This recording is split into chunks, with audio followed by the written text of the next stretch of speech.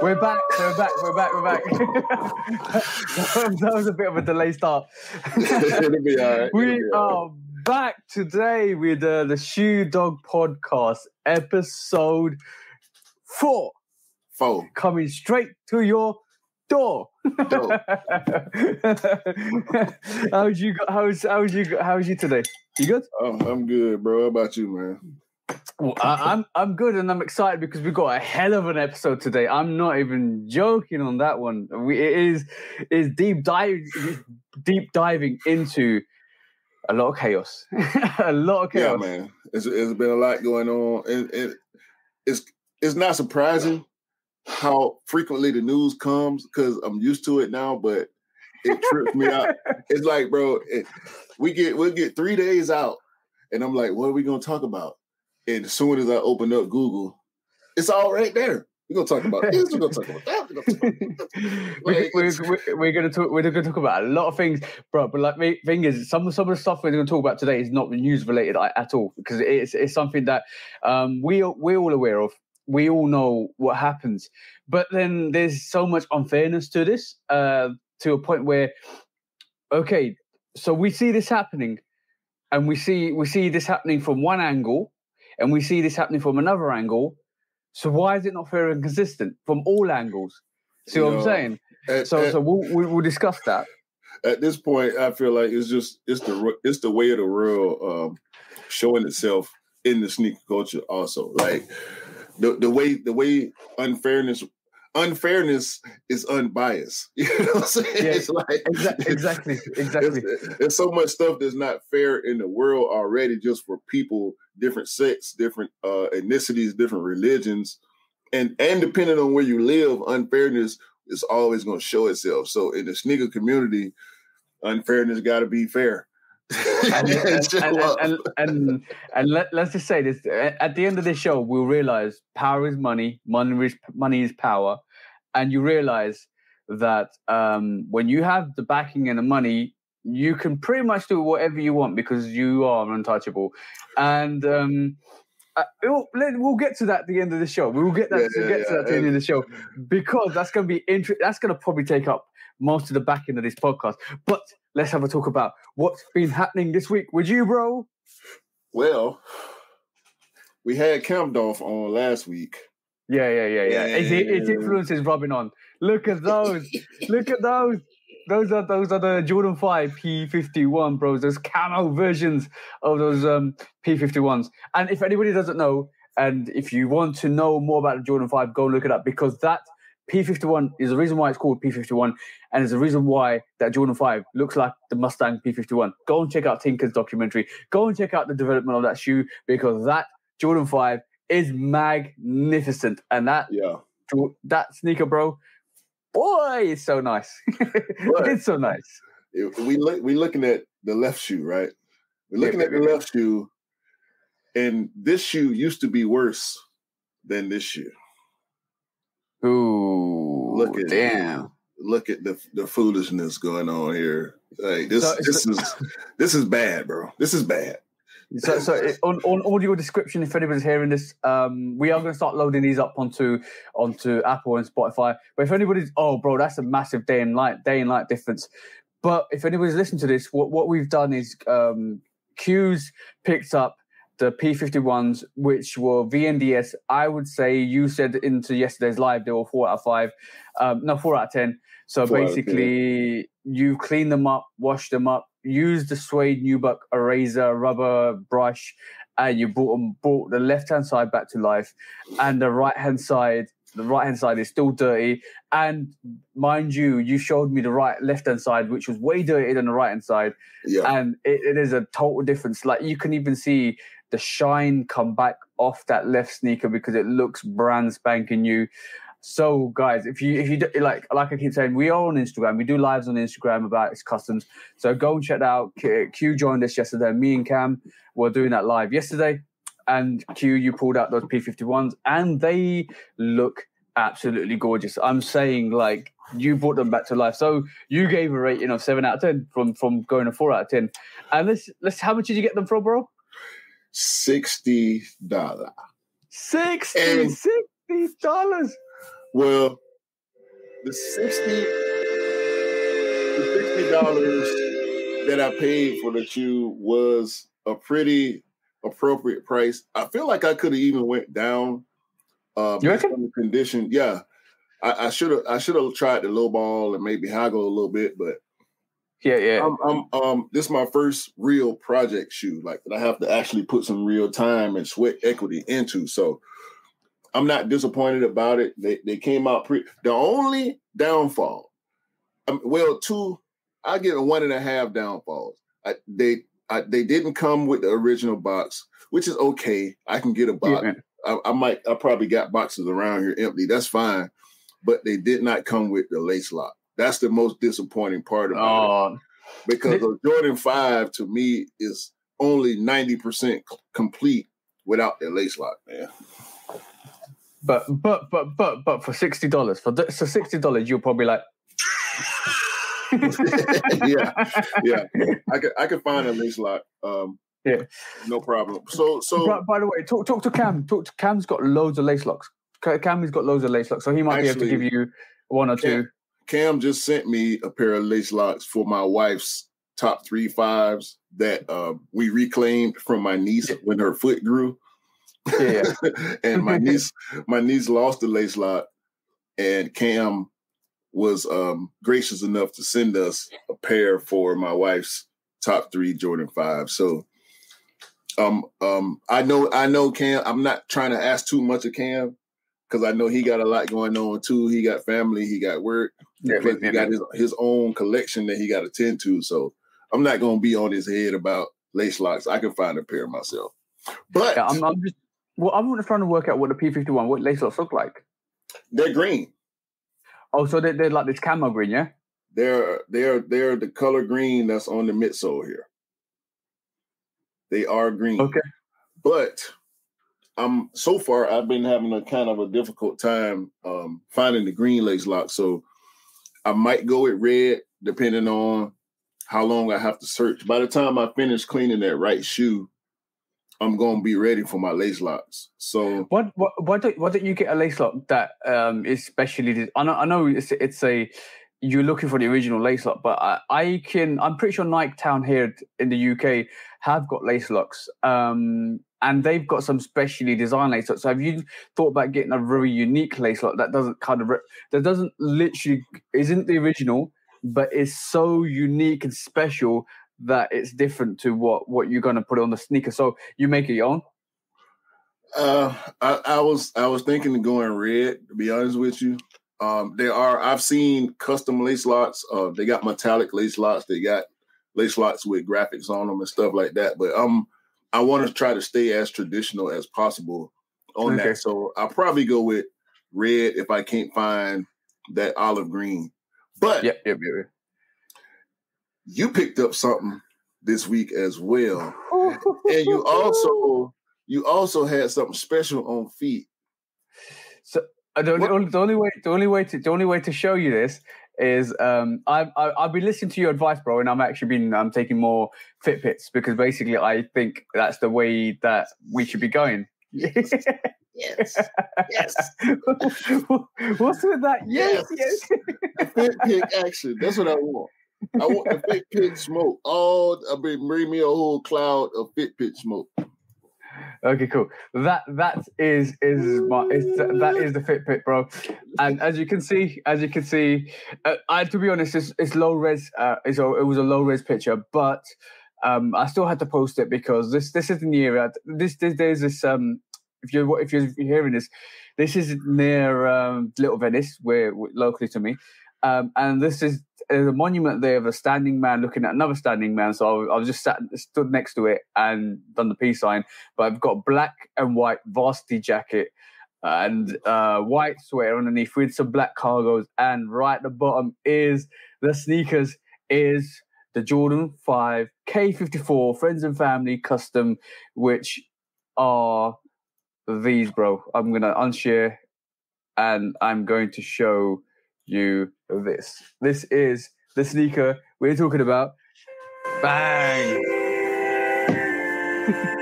Yo, the gloss on them, bro. That's slight patent right there. That's slight patent. How many coats of high gloss you put on that? 5. 5 coats. Good Lord. Good Lord. And we pulled it up to Cam's Tiffany Jordan 1s that he customized. And then that's the only reason why I actually kind of went in with that high gloss. But, bro, on feet, they look fire. I think I'm going to be honest, like the original K54 Jordan 5s, the all white versions, it reminds me too much of the 585s. So I'm like, I needed to do something to them. But I still got the originals, and it gives me the option to go 50-50, one white, one black. And I might be doing that soon. So I has to be done. And with that varsity jacket as well, because, bro, that varsity jacket is versatile for something, for a switch up like that. Bruh. Bro, I'm going to say, anybody that's watching this, anybody that's listening to this, be experimental, grow into your own style, and just do it. Just do it. Like Nike tells you to do, just do it. And to be honest, even though we all love to hate Nike, even though we all like kind of, yeah, you bastards and stuff like that, but they've got a best slogan to that. Just do it, Nike. Come on, bro. You can't beat. It just gives everybody that enthusiasm to just go and do it. Just do it. Just do your stuff. Yeah. There really is a love-hate relationship with Nike, but you got to pull out. Yeah. Okay, so does anybody know the code 308497-425? Does anybody know that code? We sneaker nerds, but we ain't that deep, bro. Come on, man. All right. Does anybody know the code? Midnight Navy, metallic gold white, marine. So basically, it's a Jordan 4 box. You could actually mistake this for a Jordan 5 box as well. A Jordan 4 box. And it's not the Marina ones, because the Marina ones are still a fire sneaker. But this week, and on Candoff's advice and Cam's advice, bro, always go back in time, like Back to the Future, and pick up the sneakers you want, because, bro, sometimes the sneakers you want are better than the sneakers they released today. So look at this, bro. Bang! Jordan 4. Dunk from above. Bro, the Jordan on the back is fire. The materials on this is fire. And you know what the amazing thing about this sneaker is? that yellow gold paneling on that end of that leather. Bro. Yeah, and you know what? I'm not no capping, bro. I can pull out an Excel sheet from 2018. When I actually really started. Well, 2 years prior to that, I was picking up. Then I was like, I'm picking up sneakers, but I want to pick up sneakers that I want to collect and want to wear. And I produced a list in 2018, and that list has 53 sneakers on it, right? And on that list, it includes the Chicagos, includes the Breads, includes all the ones we associate with, but then it included Lightning 4s, Thunder 4s, Dunk from above, bro. I finally managed to tick this off that list. And if you're not a sneakerhead, if you haven't got a Grail list, and this was in my Grail, bro. The pictures I've seen with these on, oh my god, bro, like these are fire. And the leather on those look pure buttercup. Buttercup. look, bro. If you're looking at this, but that material is soft as hell, bro. That's thick leather too. I could tell just from looking at it. Yeah, it's thick. That's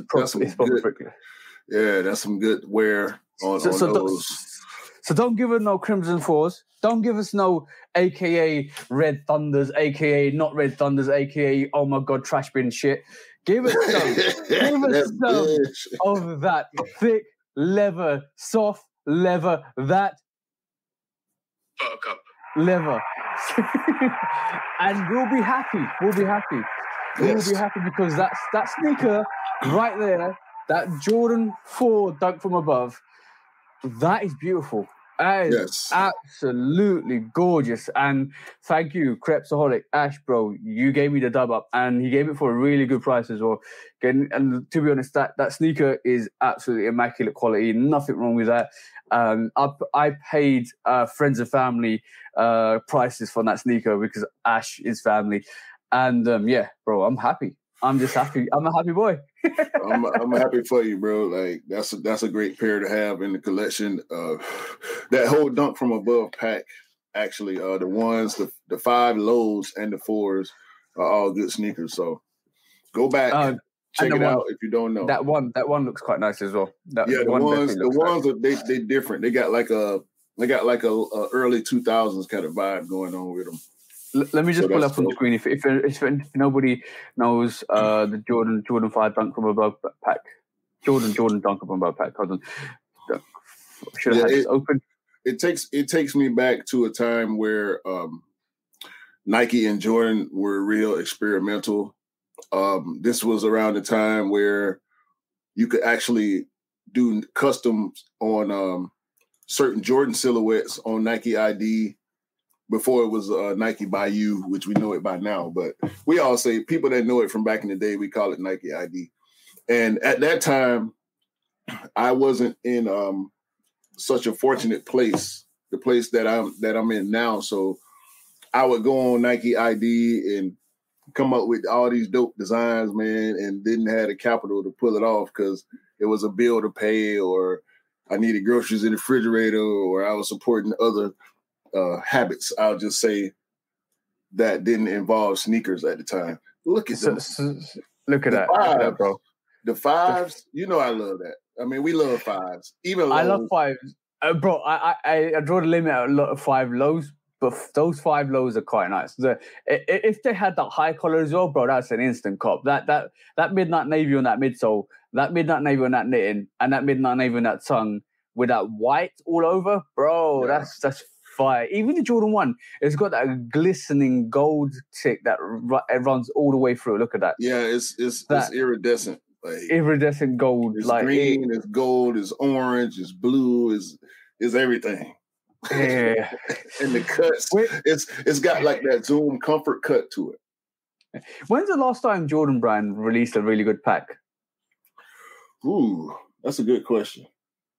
Like, I'm not going to count the New Beginnings pack. Like the New Beginnings pack, even though I like it with the Airship and the Jordan 1, but that New Beginnings pack for me, it's not really a good release because like they released it in Chicago and they kept it, and then they kept it moving, and you're like, well, I really wanted that. Well, I think the question is, or the questions are we talking about just Jordan brand alone, or are we talking about collabs? Because if we're talking collabs, the Union 4s. That's a pack. Shout out Scott Simpson, Pac-Man. Pac-Man. But even with the Fearless pack, because there was the Blue to Great, there was, there were 4 collabs, three or 4 collabs in that Fearless pack. So maybe we shouldn't count that one either. Yeah, I'm talking when they released the Black Metallics and the Raging Bulls. The Defining Moments pack. Like when was the last? I can't remember when the last time they released a really good pack. Did they release a Kobe pack as well with the 8s and the 3s? I don't think that released to the public. See, I'm not sure. But I don't think it released to the public. That Kobe pack. One day in my life, I need that Kobe pack. That I hope I get into a position where I'm able to afford it. But like Jordan brand, if they know what's right, if they know what like to pay tribute to Kobe, they need to release that pack for everybody to purchase, because anybody that's a Kobe fan, and I love that. I'm a Kobe fan, and I love the 8s and the 3s, and that colorway on the 8s and the 3s and the Kobe pack is gorgeous, bro. Definitely. We know 8s are slept on though, so they might bring back the 3s by themselves. I can't wait. I look, bro. Everybody that's an 8 fan, you are going to be in for a delight this year and next year. Anybody that's not an 8 fan, good for you guys because we're going to pick up all the 8s. So let's go into the news, man, because this story, this story is horrible. Hold on. This is horrible. This is horrible. I mean, what? Why? Okay. Anybody listening to this? The reason why we're doing it is because we've got on screen Brampton Footlocker employee allegedly ejaculates into new shoes to put them back into boxes. So yes, guys, yes. And if you follow me on Instagram, my news story was Footlocker. Holy jizz in my pants, Footlocker. I don't want extra mayo with those sneakers. Yo, this guy, he trying to turn your beaters, or he trying to turn your heaters into skeeters. That's what he's doing. And something. Shout out to Dell for this one. Dell and me were hanging yesterday, and we had a couple of drinks, and we were talking about this situation. And you know, when you have a couple of drinks and you talk about a situation, Dell came up with a really good one for this. It was called it's Footlocker's new policy called the shipped and shagged. Or the shagged and shipped. One of the two. It's the shagged and shipped. You shag it and ship it. That was a good one. I told you I was going to shout you out, but that was a good fucking thing, bro. Like hold on. Who the hell does that? Oh, the double dipper.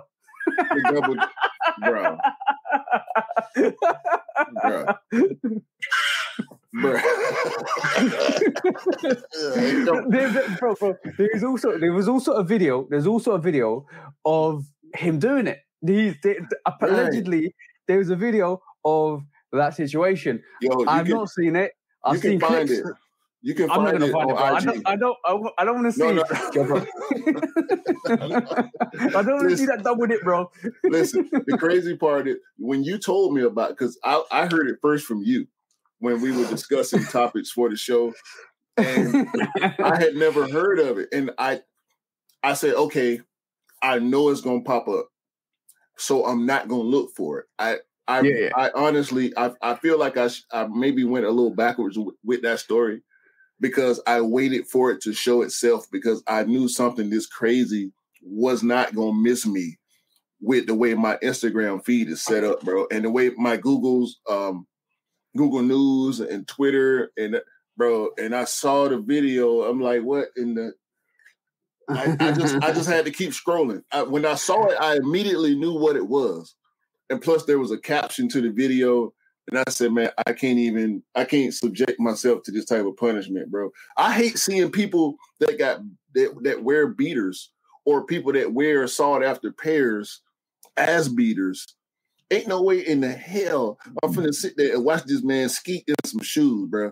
No, I don't care what they is. I don't care if they was Vans. I don't care if they was tier 3 Nikes or Reeboks or whatever the case is, bro. These are brand new shoes. At the end of the day, whether it's something that we would put on foot or not, people want these shoes. There's no better feeling than putting on a brand new pair and to find out that this dude been doing what with my shoe before I bought it? Come on, man. Bro. Look, listen, like. Those must be comfortable shoes. No. Walk all day in shoes like that. No. I wish I had shoes like that. No. That's what he thought, actually, bro. Somebody wants shoes like that.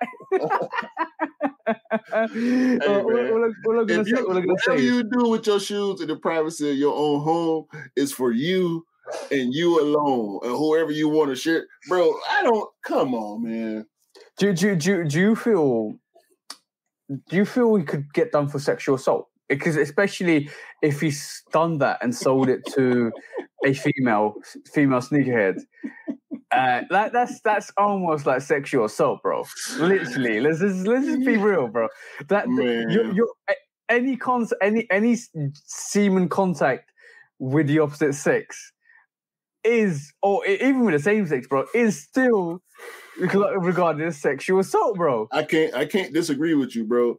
At the very least, that's chemical warfare, bro. Like that's not right, bro. It's not right, bro. Like it's COVID. Yo, we dealing with the Rona out here.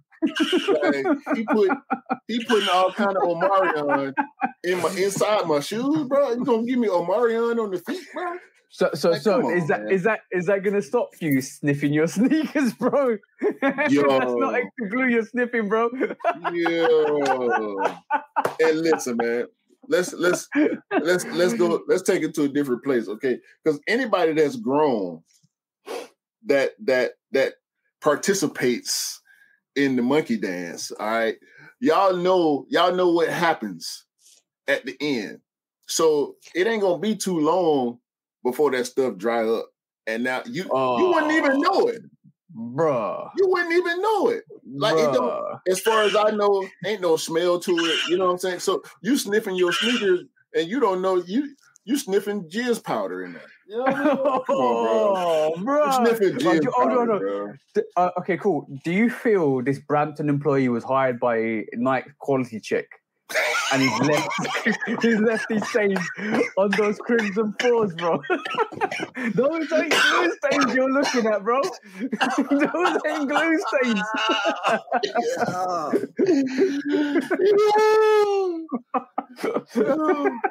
Hey, man. You weird, bro. You win, bro. It ain't a competition, bro. I'm just saying.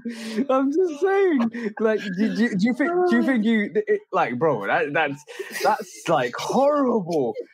Like, are you gonna pick up Jordans now, knowing the fact that your quality check is coming with extra glue stains, and extra mayo, the double dip, the shag and ship? Hey, look, we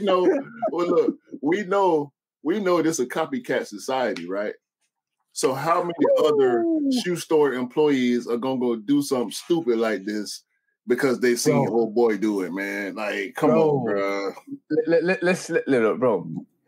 That's some sort of customization. That's personal customization. You know what? I'm gonna take this off the screen, man. Yo. We all know that did you heard a couple of months ago, a couple of weeks ago actually, that female TikToker or something like that was selling her farts from a jar, and she ended up in hospital. Bro, this could be a new business for some customizers out there. If you like that fetish, bro, and you know what? There's an audience for everything. I did think about for a second, like, what kind of dude is this? Because the average dude ain't got that much in him to be like, so is he doing 1 or 2 pairs a day? Like, is he taking pills? Like, what's going on? Is he drinking milk, extra milk? Like, what's going on, man? I legitimately think he went to the sperm bank and ended up in the Footlocker by accident. You know what? I'm done talking about this. We can't keep talking about it. Bro.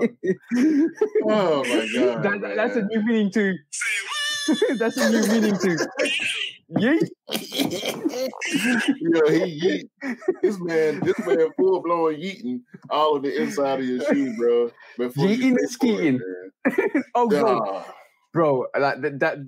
All jokes aside, that's horrible. That's absolutely horrible. And I literally said that I went through my sneaker news with my girlfriend, and that let me read what I said in my sneaker news, because it's quite fast. It is really fast when I do it. Sometimes you miss the concepts, or some people miss the concepts, but it was holy jizz in my pants Footlocker. I didn't order extra mayo with my sneakers. That's one way to get fired as an excitable Footlocker employee who calls himself ejaculating into sneakers. That's not extra glue you're sniffing. Bro, like, legitimately. I read that to her and she was like, that's horrible. That's putting visuals into my mind that I don't want. Yes. No, but there is an actual visual to it. There is an actual visual. That's not. Let's be honest as well. You know, when you get, I'm really hesitant when I get mayo from like a fast food restaurant, right? Because that open mayo, I don't touch. I got mayo. If I need mayonnaise, I got mayonnaise at home. And when that mayonnaise is extra runny, you ain't touching that shit, bro. You ain't touching that shit. Because you don't know who's double dipping or whipping or slipping. You know what? Ignore that. Allow that. Dump that in the bin. Don't touch it. Don't touch it. Do not even go near it. That is some radioactive jizz. Bruh. Bruh. Like, no, man. Let's... Bruh.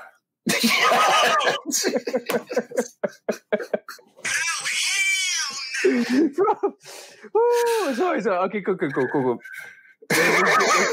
Let's get off this subject because we're being giggles for the rest of the show. Horrible story, man. That's a horrible story. Like, if you work in Footlocker and if you work in any of these foot sites, please respect the sneakers and do not jizz in them, do not spit in them, and do not put any bodily fluids in that sneaker. So please just put them in the box, leave them alone, and sell them to the customers. You get your commission, man. Just be good with your commission, man. Yeah. And if you're good, they might give you a tip.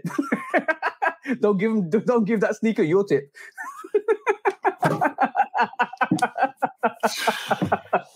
Bruh. Stop, man. Stop. I can't. It's too funny, bro. on the serious side, let's just hope, right? Let's just hope that he gets what's coming to him, right? Not literally. Yeah. let's just hope he gets the puns never stop. The puns never stop. And this is why the sneaker news is always the sneaker news, bro. He giving customers what's coming to him. That's what that is. Thank you for coming. Please come again. Holy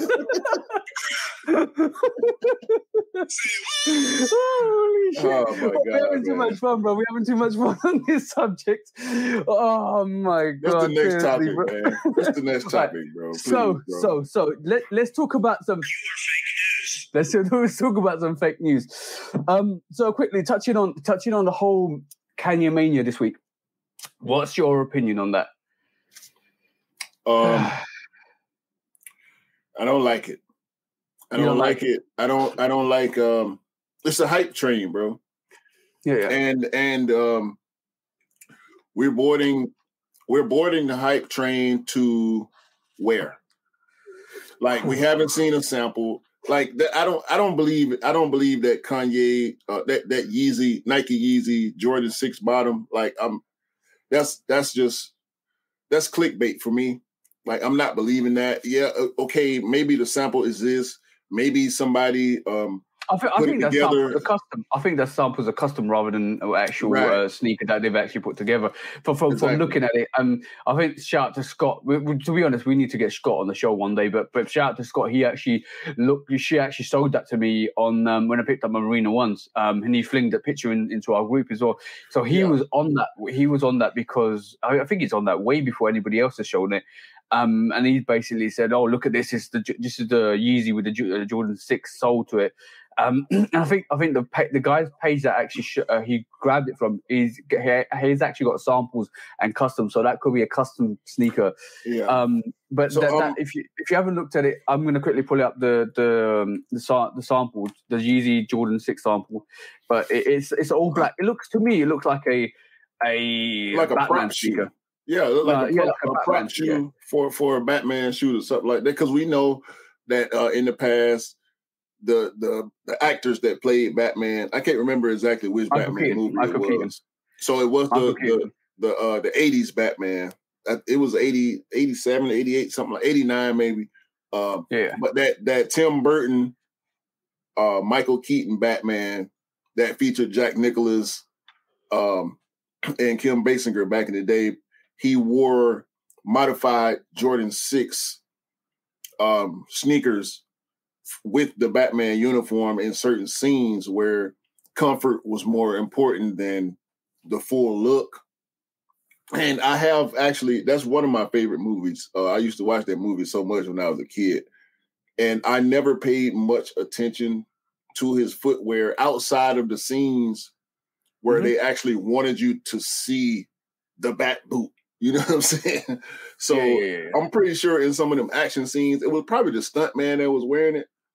In some of those action scenes, the next time I see that movie, I'm going to actually try to slow it down or maybe pause it in certain situations to see if I could actually see that Jordan 6 Batman shoe. They should release that. They should release that. That's a very good memorabilia shoe, to be honest. I was just about to say they should do that. They should, but I don't want it. If they do that, I wouldn't want it. I wouldn't just want an all black Jordan 6. You know, a black cat Jordan 6. Yeah, that is good. A black cat.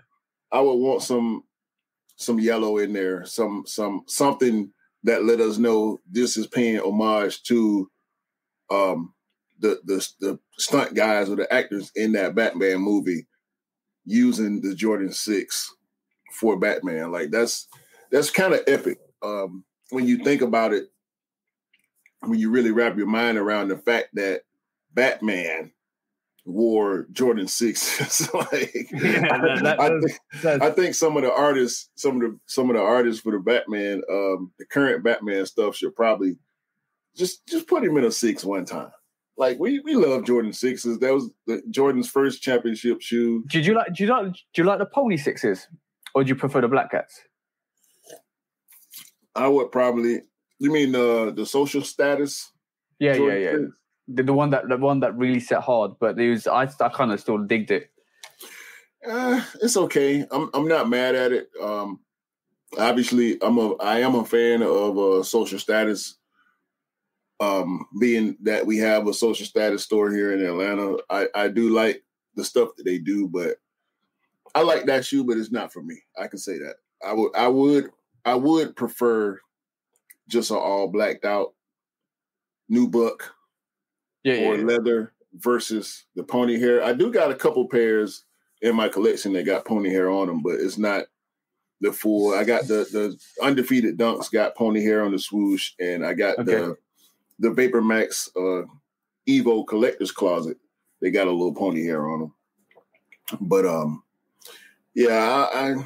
not putting too much into what's going on with Khaled and Kanye. Because it's a conversation. They're trying to start a conversation. And in my opinion, if you put Kanye in front of Michael Jordan, that's the sneaker we're talking about. Yeah. It's if you're watching the YouTube, you'll be able to see the representation. But if you're not, go to Nice Kicks, and he's got a picture of the sample sneaker. So it's got a Jordan 6 sole and a Yeezy. Was it a Yeezy 1 upper or a Yeezy 2? Can't remember I don't know the difference between the two. I think that's it's got it's got a Nike Yeezy 1 on the upper. Yeezy 1, yeah. So and that's the sample, and you can see there's loads of degradation to the actual strap around that Yeezy 1, and that there you can see that it's quite an old sample, so it's been there for years. And you can see like it is definitely a sample Zoom here. It's got Zoom here tech on it from things, but yeah, just in general, like it's like it's interesting. I purely like I mentioned it a couple of times. I'm not going to keep mentioning it again, but I'm always in the thought process that Kanye is trying to do something as a collaboration with Adidas and Nike, because I think he's crazy enough to do it. And if he ever did it, he should do it with the 350s and the Yeezy 1 and not only Yeezy 2. And put into a like box or a pack, and that would be like the ultimate collaboration pack, and it will destroy every other collaboration that ever existed before then, because it is a cross-brand collaboration, which is massive in terms of histrionics of the situation between Adidas and Nike. But also on top, and to be honest, that the reason why I say it's going to be the best pack ever is just because of the situation of the disagreements between Adidas and Nike, but others will disagree because there are beautiful, amazing packs out there in terms of what Jordan produced. But this whole situation with DJ Khaled and Kanye and what Kanye is doing, I think that's all to do with the music base. I think that's all to do with promoting the music. You can, and like when you're a music fan like we are, bro, you know there's either two situations that's happening when your album's coming out. You're going to beef with somebody to amp up the hype that your music is coming out, and we see it countless years, or you're going to do a collaboration. So let's take the Kendrick Lamar situation. I'm a big fan of Kendrick. When his albums were coming out, he was going to beef with Drake, and he was going to beef with Big Sean, and then if they do a J. Cole Kendrick collaboration, which I hope one day they do, that is only going to be based on them collabing together, and everybody's going to be hyped for that. So there's always going to be a situation when the album's coming out, when you're working with somebody and you want to hype up the album and you want to hype up your music. You are going to do some funky things like, i.e. DJ Khaled and Kanye West, what they're doing at the moment, or you're going to start beefing with somebody or a fake beef or a real beef that you actually have like verbals on records that are subliminal hits, and then all of a sudden you are going to go in with a beef with them. So, and it kind of amps up the hype. Otherwise, in the low periods, you don't hear anything from Kendrick and Drake at the moment. You don't hear anything from Big Sean and Drake. You don't hear any sneak dissing. You don't hear any shots and all of that stuff. But when their albums are due, that's when all that chaos comes out again. And that's all based on promoting your album and bringing hype to the album, and it's a strategic plan, and everything's based on strategy. Don't get it wrong. Everything's always based on strategy. So this whole situation with Drake and the whole situation with DJ Khaled and Kanye, it's all to do with their music. And let's be honest right here. Kanye is crazy. Some people call him a genius. Some people say he's thrown off. Either way, it's crazy. Genius is crazy. Let's not be mistaken about that. There's a fine line between genius and crazy. There's always a fine line between genius and crazy. And also, Michael Jordan is crazy, egomaniacal crazy. Like, we know Jordan loves himself more than he loves anyone else. All right. Then you throw into the mix Marcus. We ain't got to talk about Marcus.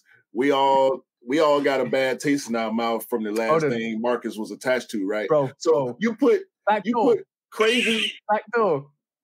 You put crazy and crazy in front of each other.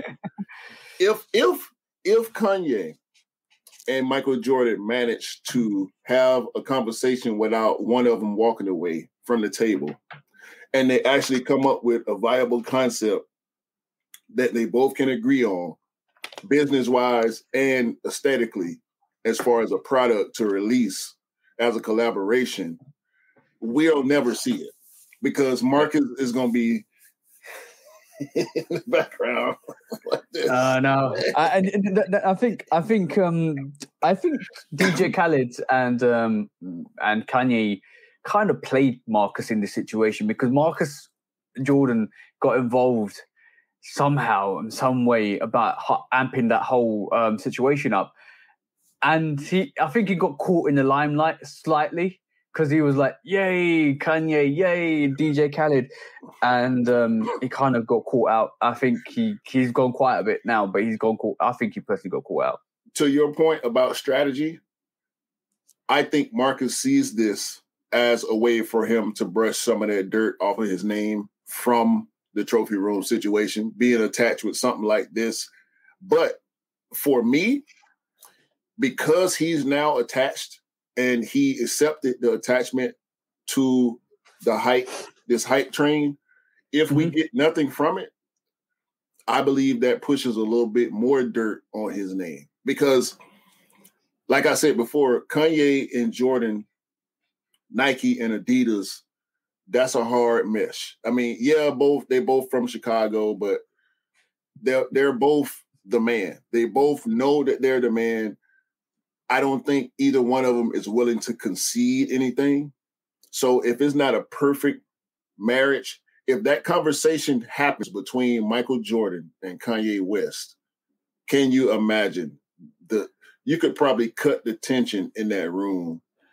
Like, yeah. Kanye is not going to humble himself to Michael Jordan, I don't think. And ain't no way in the hell Mike is about to humble himself. There's only real one loser at this situation. If they don't come to the table themselves and are happy with the situation, and that's Adidas, bro. Any way you look at it, if Kanye does a collaboration and Adidas don't want it, he could leave. If Nike turn around and say we want to do this, let's do this, and if Adidas don't want it, then I can see Kanye leaving. Let's be truth to the core. Kanye is a lover of Nike and Jordan. He always is. He always will be. He just wore court purples again. Yeah. Court purple Jordan 1s. So and not a lot of people seen that picture either. And I was able to kind of find it. I have to put a little caveat. That picture, I think it's real. It could be fake. I noticed that Kanye had that and deleted it. So in reality, if he's done that and he's put cool purples on and purposely showed the foam runners to one side, that's subliminal. That's a subliminal saying, "Yeah, I'm moving." Yeah. I mean, anyway. It's Kanye. It's Jordan. It's hype. It's instant hype. If it happens, it happens. We'll see. If not, I think it doesn't hurt Jordan. It doesn't hurt Kanye. It doesn't hurt Khaled. But I think it may affect Marcus a bit. Maybe. Yeah. But as I said, there's only one loser to this situation. And if Adidas don't play their cards right, they could go massively backwards. Losing the Yeezy brand, technically, and not having Kanye, technically, could be detrimental for the thing, because all they're left with is Jerry and Pharrell, and Jerry still's got to push some stuff out. Pharrell's still doing his thing. I have so much respect for Pharrell. I can't say he fell off because some of his silhouettes and some of his NMDs are really good. If you think about it from a hype perspective, you can say fell off, but in general, no, he hasn't fell off. His stuff just isn't as hyped as it was before. Yeah. For whatever reason, I was never. I can't say I wasn't a fan, but I'm just not an Adidas guy. So, but I think that's the same situation with how NMDs had 2 years expiration date. It came out and it went, and that 2 years expiration date surpassed Pharrell because Pharrell was part of that 2 years expiration date. But I still think his designs are good. I like the Holly pack for the NMDs. I like the original NMDs as well. I think to be honest, I do like NMDs. I do. If I have a chance to rock an NMD, I will, because I think it's comfortable. But most of the time, like you should see most of my collections or Jordans. But I do have Yeezys and I have NMDs. But I think the reason why Kanye has done so well with Adidas is because, for one, he comes up with new silhouettes, and I don't think Pharrell he has come up with a couple of silhouettes outside the NMD range or the Ultra Boost range. But they've not been pushed as much. But the thing is, it's like this is a very, very, very crude term, where we're shit to fly. We're flies to shit, bro. And if you think about it, Kanye is the ultimate dump, and we just literally just go woo, because it's everything. He's crazy. He's egotistical. He's the way he is. Some people are just drawn to that, and they want that, and they want that news, and he's always relevant, like in terms of what he does, and that's where the whole situation comes from. When he's surpassed that Ultra Boost and Boost stage, and he's still relevant with his Yeezy brands because he's Kanye, and Pharrell's very, for me, Pharrell's really reserved. He's reserved. He does his thing. He plugs away. His music's great. His NMD range is great. He just plugs away, and he just keeps doing what he's doing in the background. Kanye ain't like that. He's an introvert to an extrovert kind of experience there, bro. Right. There's no controversy really tied to Pharrell. He's not in the public eye. He's not saying off the wall things. He's not as visible, even though it's Pharrell. Like, come on, he's a legendary figure in the music culture, just like Kanye. And also in the fashion world, he's had ice cream. He's done stuff with Bape and bro. We all was on that nerd wave when it came out, bro. We was on that, bro. That nerd wave was like, bro. It was like that was the wave, bro. Yeah, that was predate Kanye. But with Pharrell, it seems to be a lot more organic than it is with Kanye. Kanye makes an event out of everything, even with the release of the basketball sneaker, the tanks, and all that stuff. Kanye makes an event of everything. Then this is why I'm not saying Kanye is a big dump of shit. I'm just saying Kanye is a big dump of chaos, which we are attracted to, and that's why I use the metaphor we're flies to shit, because we love the chaos. We love talk. We're still talking about Kanye in 2022 when the Ultra Boost fell off in 2017, 18. Hey man, it's the Kanye effect, man. Anytime he does anything, whether it's good or bad, people are gonna talk about it. It's gonna make news. It's easy clickbait. All you got to do is post Kanye this or that, and it's gonna get attention. You know, anything he does is getting attention. So the fact that he posted a jump man, and then we see the crazy him actually mimicking the jump. I don't even know if that's real. Like him doing the jump man with them stupid space boots on. Like that's ridiculous. Them boots are stupid. But oh no. Did you see Fat Joe wearing that fit? Them boots are stupid, bro. Stupid. I lost a little bit of respect for Fat Joe when I saw that picture. I'm sorry. I love Fat Joe. I appreciate what he is in the hip hop culture, but man, take them damn boots off. Take them off. But it's fashionable at the moment. So, and you know what? I'm gonna. And there are certain people that I think pull it off quite well. I've seen a few sneakerheads, female sneakerheads. Hustlina had a really good picture with them on, but I think they're cute for certain people. If I think for a female sneakerhead, if you rock that and you rock it in the cold with some bit, I think it goes well. With a grown man, it's a bit different. Just because you use the word cute. No. No. Look, man, let's talk about sneaker terms. Sneaker terms. Before we go on to that quickly, right? Just this is like a 2-minute discussion.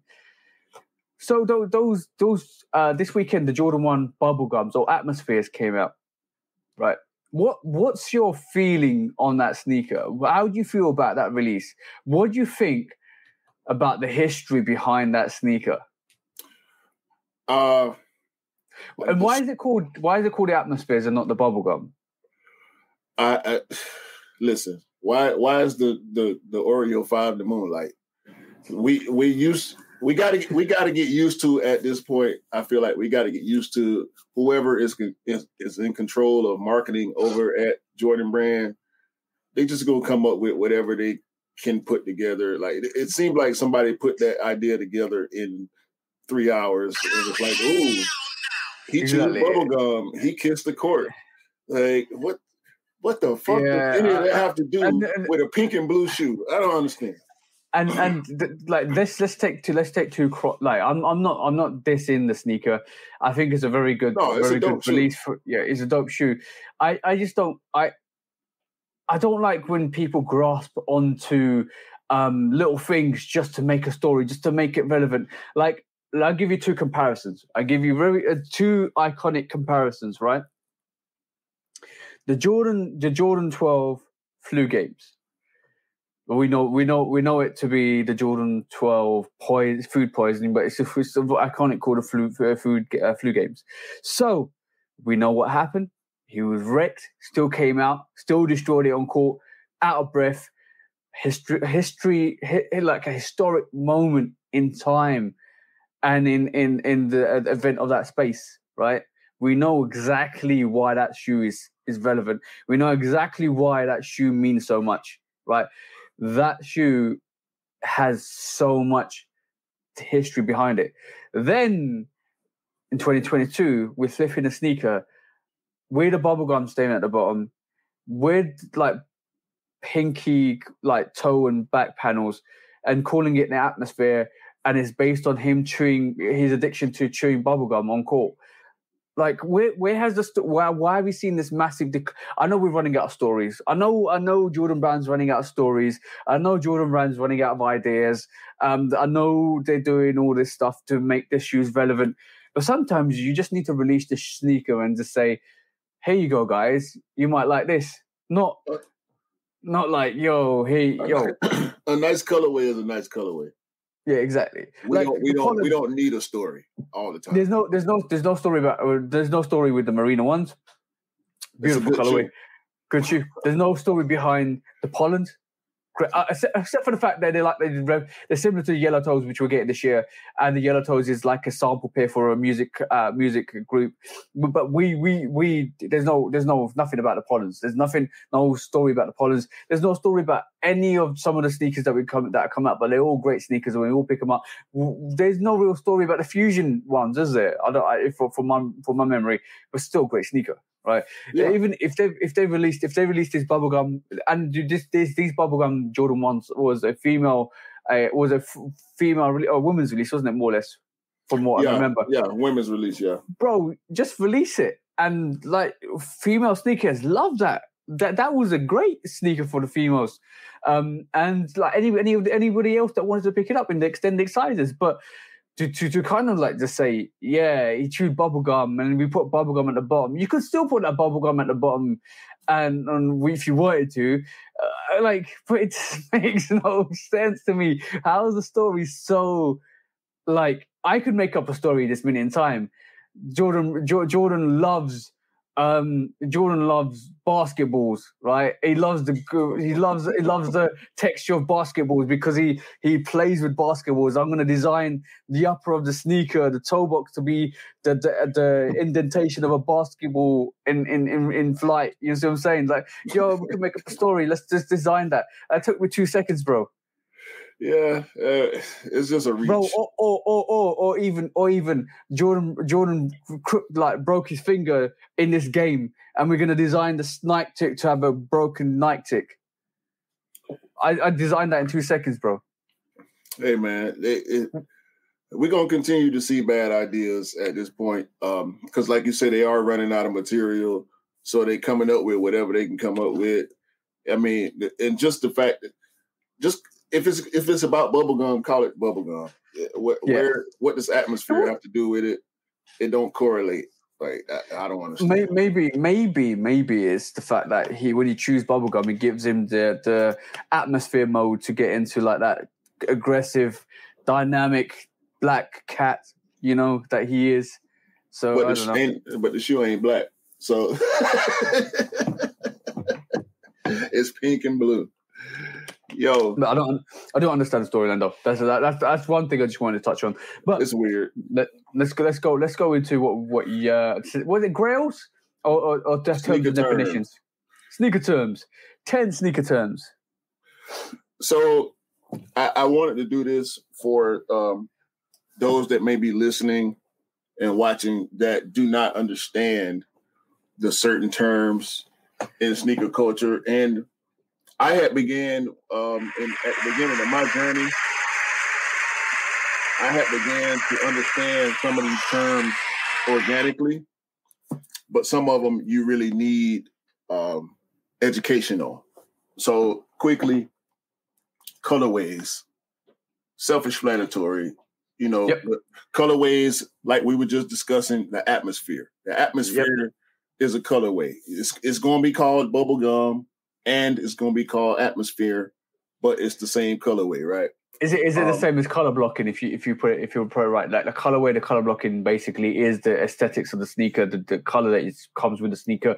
Like you might have the breads, which will be black and red. You might have the like military blues, which will be just that military blue colorway. The marine ones, then you can get the color blocking versions, which is like the reverse breads, the black toes, all of that comes under colorways. It's just the color of the pattern on the sneaker that defines the generic look. So that generic look is now being rubber stamped as a pattern. So you've got the black toe pattern, you've got the Chicago pattern, you've got the bread pattern. Those are all different types of colorways that release. Yeah. Now, colorways and color blocking can be broken down into different categories. But when you hear the term color blocking, you're referring to the way that a colorway is put together. Like that Chicago color blocking is not necessarily red and white, but it's the Marina Blue has Chicago color blocking, but it's not red and white, it's black and blue. But colorways typically come with a name or a nickname or both. So number 9, beaters. Beaters, skeeter beaters. So a beater, this is a beater. The way that I got this P51 in the mail, this was a beater. Somebody wore this shoe every day. You go to the store in it, you go take out the trash in it, you cut the grass in it, you go to work in it. That's a beater. So a beater necessarily isn't a sneaker that's actually like gone to the world. It could be a sneaker that you wear on a regular. Like it doesn't have to be like dirty, dusty. You know, you wear it to cut your grass in. You wear it to kind of go shopping in and stuff like that. It could just be a sneaker that you wear on a regular, and you're like, I'm going to create this into my beater because it's so comfortable. I'm going to just keep wearing it. I love it so much. So all of a sudden, it's no longer a sneaker that's dead, almost dead, that you want to keep beating the shit out of. It could be a sneaker that you actually love a lot and you want to wear a lot. You still preserve it, but it becomes your beater because it's your go-to sneaker. So that's what I classify as a beater, to be honest. So for me, a beater is a shoe that you don't care about anymore. A beater, like I wouldn't wear a beater to a party. I wouldn't wear a beater with one. I'm not buying new clothes to go with my beaters. You know what I'm saying? Like a beater to me, like I'm gonna keep the shoe because I liked it and it is comfortable for me to wear. But like right now, my beaters are a pair of Jordan 9 Low snake skins. I don't hate the shoe. Like it's not totally destroyed, but if I just need a shoe to throw on real quick to take the trash out or go check the mail, or I just need to run to the gas station. Maybe I'm doing it wrong. Maybe I'm doing it wrong because I'm actually, well, maybe I'm doing it right and wrong at the same time because I'm turning the winterized Jordan 4s into my beaters, but I've been only with the cause that I've already got another pair in the background waiting. So I know, even though it's a brand new sneaker, I know I can just rock it, put it on, go out to the shop, boom, boom, boom, boom, boom, and then I'm good to go. But I will still look after it, but it's my go-to sneaker. So this is why I said it's more of a go-to sneaker. Even though it's like still 9 out of 10, I'm going to make it into my beater eventually because it's just going to be a sneaker I'm just going to put on, go out, put on, go out. It's like boom, boom, boom. I wouldn't classify that as a beater, to be honest with you. Like saying a 9 out of 10, to me, a beater is 5 out of 10 and under. You know, once it gets a certain amount of wear and tear on it, then it becomes a beater. If you get a big scuff across the front of your patent leather on your Concord 11s, it's kind of beater status now because you're not gonna wear that to go be your freshest. You know what I'm saying? I wish I still had my Jordan 12 winterized 12s, because those were 9 out of 10 and they became 3 out of 10, bro, because I wore them every day to work because I needed an all black sneaker, and that was like a winterized sneaker. It was worn in the cold into the summer. But bro, that got really hot to one point. But I'm going to describe this to you. Imagine you holding a Jordan 12 up, right? Imagine the front of the toe box is wavy, right? Yeah. Imagine the back panel where you put your foot in, that whole tab down the back of that panel was ripped. Like I'm talking, the sneaker was coming apart at the back and the foam is showing. That's a beater. And imagine literally if you haven't seen the winterized 12s, that holds on to dust quite heavily. Like you have to constantly clean it. It's static prone. It just the more you wear it, the more it becomes for some reason statically charged, and then it just attracts dust. Maybe it's the way maybe it's the fact that I was walking really fast in them. Maybe it's the fact that I need to get a dynamo and then kind of keep charging my energy, because like I can get some electricity back from that, bro. But yeah, that became my beater. That came because I needed an all black sneaker. I needed one sneaker I could take to work, because obviously I wouldn't want to wear something really fancy to work, because first of all I would just get asked questions about, and secondly it'll be like these are going to get damaged, so I'd rather just wear them. Even though I work in the office, it's still like I just want to keep it subdued. I just want to keep it all black. I want that all black sneaker. Like this is why the Winterize 4s to me is more of a neutral color. It's like that navy blue, black, and you can just wear it anywhere and you just rock it, and it's nice. And this is why I think they'll eventually become my beater sneaker. Yeah, that's a beater. That 12 is a beater. Next, bro, he's crucified now, bro.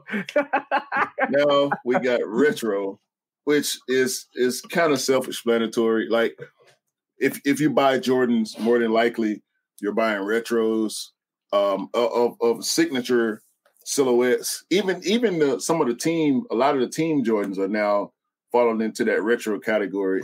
It's a shoe that came out before, whether it be a silhouette or a colorway that came out before that is re-releasing, it's a retro.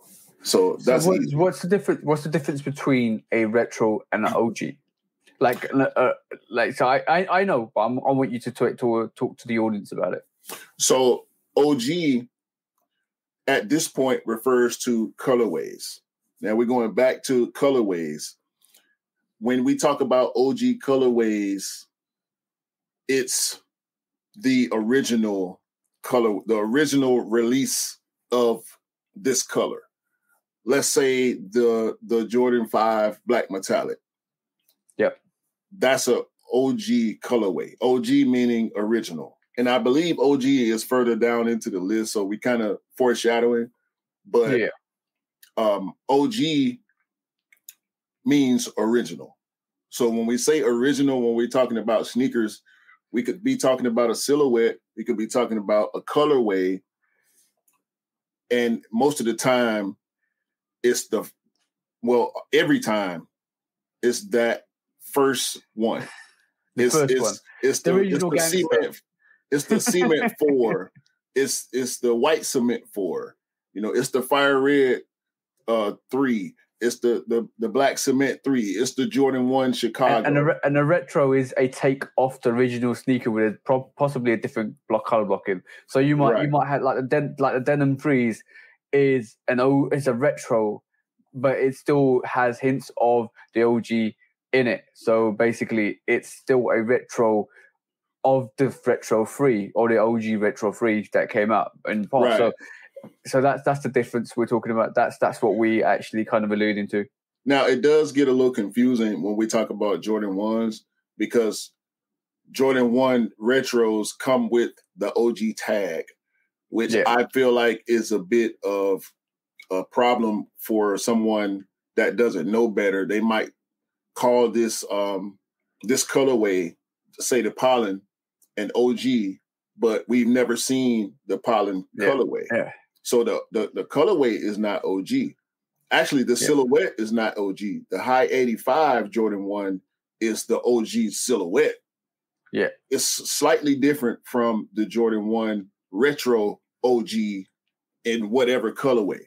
Even if it's an OG colorway, it's still, the silhouette is a little bit different. If they release a Jordan 1 high 85 Chicago colorway, that would be an OG. That's a triple OG. Yeah, you know what I'm saying? Triple slam dunk. All right, cool. So talk to us about the controversy with the cool grey 11s. Like, why is that not an OG? And why is that just a retro for some people? And why is that an OG for some people and not a retro? Well, I think explain that situation. I think it's an OG. I put it in the OG category because when we talk about 11s, we're talking about Concord, we're talking about the black and red or playoff or bread, and we're talking about the UNC or Columbia colorways. Yeah. The cool gray 11 was not seen until 2001, well after we saw the original 11s. And because the first time we saw it, Michael Jordan actually had it on in a game for the Washington Wizards. I put it in the OG category because he wore it before we got to buy it. Yeah. So I consider that an original colorway of the Air Jordan 11 because he wore it. Most people don't even count shoes that he don't wear, that he didn't wear in the game. Yeah. So to purists, some purists will take it to a different level where they say, well, it didn't come out in the year of the 11s, so it's not an OG. And that's where the fine line between people that see Michael Jordan wearing a sneaker to be an OG to if it didn't release in the same day as the original pairs, it's not an OG because it's a retro of that original pair that released. It was it 95, 96 we're talking about? Right. Now that's an asterisk. There is definitely a big asterisk on the cool gray 11s. Whether you call it an OG or not is up to you. I consider it an OG for the reasons I stated, but I can't be mad at somebody that doesn't call it an OG. So what do you think about the Space Jams? I would also consider the Space Jam an OG for similar reasons. If the athlete, and we're talking about Jordan, if the athlete wears it first, I have to put it in the OG category. That's just how I think. If we saw Michael Jordan wear the Crimson 4s, but he wasn't playing in them, he was on the sideline, Bro, being that's an owner. OG. That's an OG from 2022, bro, or 2021. Okay. That's an OG 2021 OG, bro. He wore them. Okay. Next topic. in retirement, bro. The retirement fours. They're as good as the Breads, bro, because he wore them in retirement. The retirement fours. He wore them to a kids game. The sideline fours. Retire those Crimson 4s. That's the one. Okay, so PP, and this is a eBay term. So I kind of wish we would have went over this with Cam, but pretty much we're talking about eBay, PayPal invoices. When you see PP, INV, that's if you don't buy on eBay or pre-owned or whatever online, you probably wouldn't have to worry about this. But PP/INV, we're talking about PayPal invoice. Yeah. Next, of course, Yeezy. Hold on. Why is Yeezy a term in this termination definition? Why is Yeezy just got particular like Yeezy? Yeezy is his own category, okay? Yeezy is his own category. One day we are going to get that documentary on Kanye and his life and his tribulations and his uprise from just a music producer to what he is now at the moment, a mogul, an absolute mogul. You know what? I've never seen somebody rise that fast from let's just, the first time I ever knew Kanye, let's just have a look at Kanye because we're on this Yeezy subject. Obviously Yeezy means it's basically Kanye's name into one Yeezy brand. So that's what the definition means. And obviously Yeezy is a brand within Adidas that actually sells you 350s, 400, 450s, 700s, all the Yeezy brand and all the Yeezy sneakers with both space boots and stuff. But let's give credit with credit's due. Kanye West is an absolute genius and will go down in history as a legend. to what he's done. My first experience. Unfortunately for him, a lot of his antics were caught on tape. Yeah. Unlike other people's. But let's break down my first earliest contact with Kanye was when he was involved in that accident that actually meant he did a song called Through the Wire. And that song was amazing, bro. He rapped through his clasped closed jaws to produce Through the Wire. Then he was given his Rockefeller chain, and I remember seeing that. And he joined Rockefeller. He joined Jay-Z. He became the official producer. And from those humble beginnings, we saw Kanye rise to what we could classify the top of what he does, as in music production, as in like a designer or a clothes. He literally has and is doing what he wanted to do from the very start. He is a mogul, and the only person I've ever seen do it as well as he has is P. Diddy with Bad Boy. Yeah, well, you got Birdman and you got Master P also.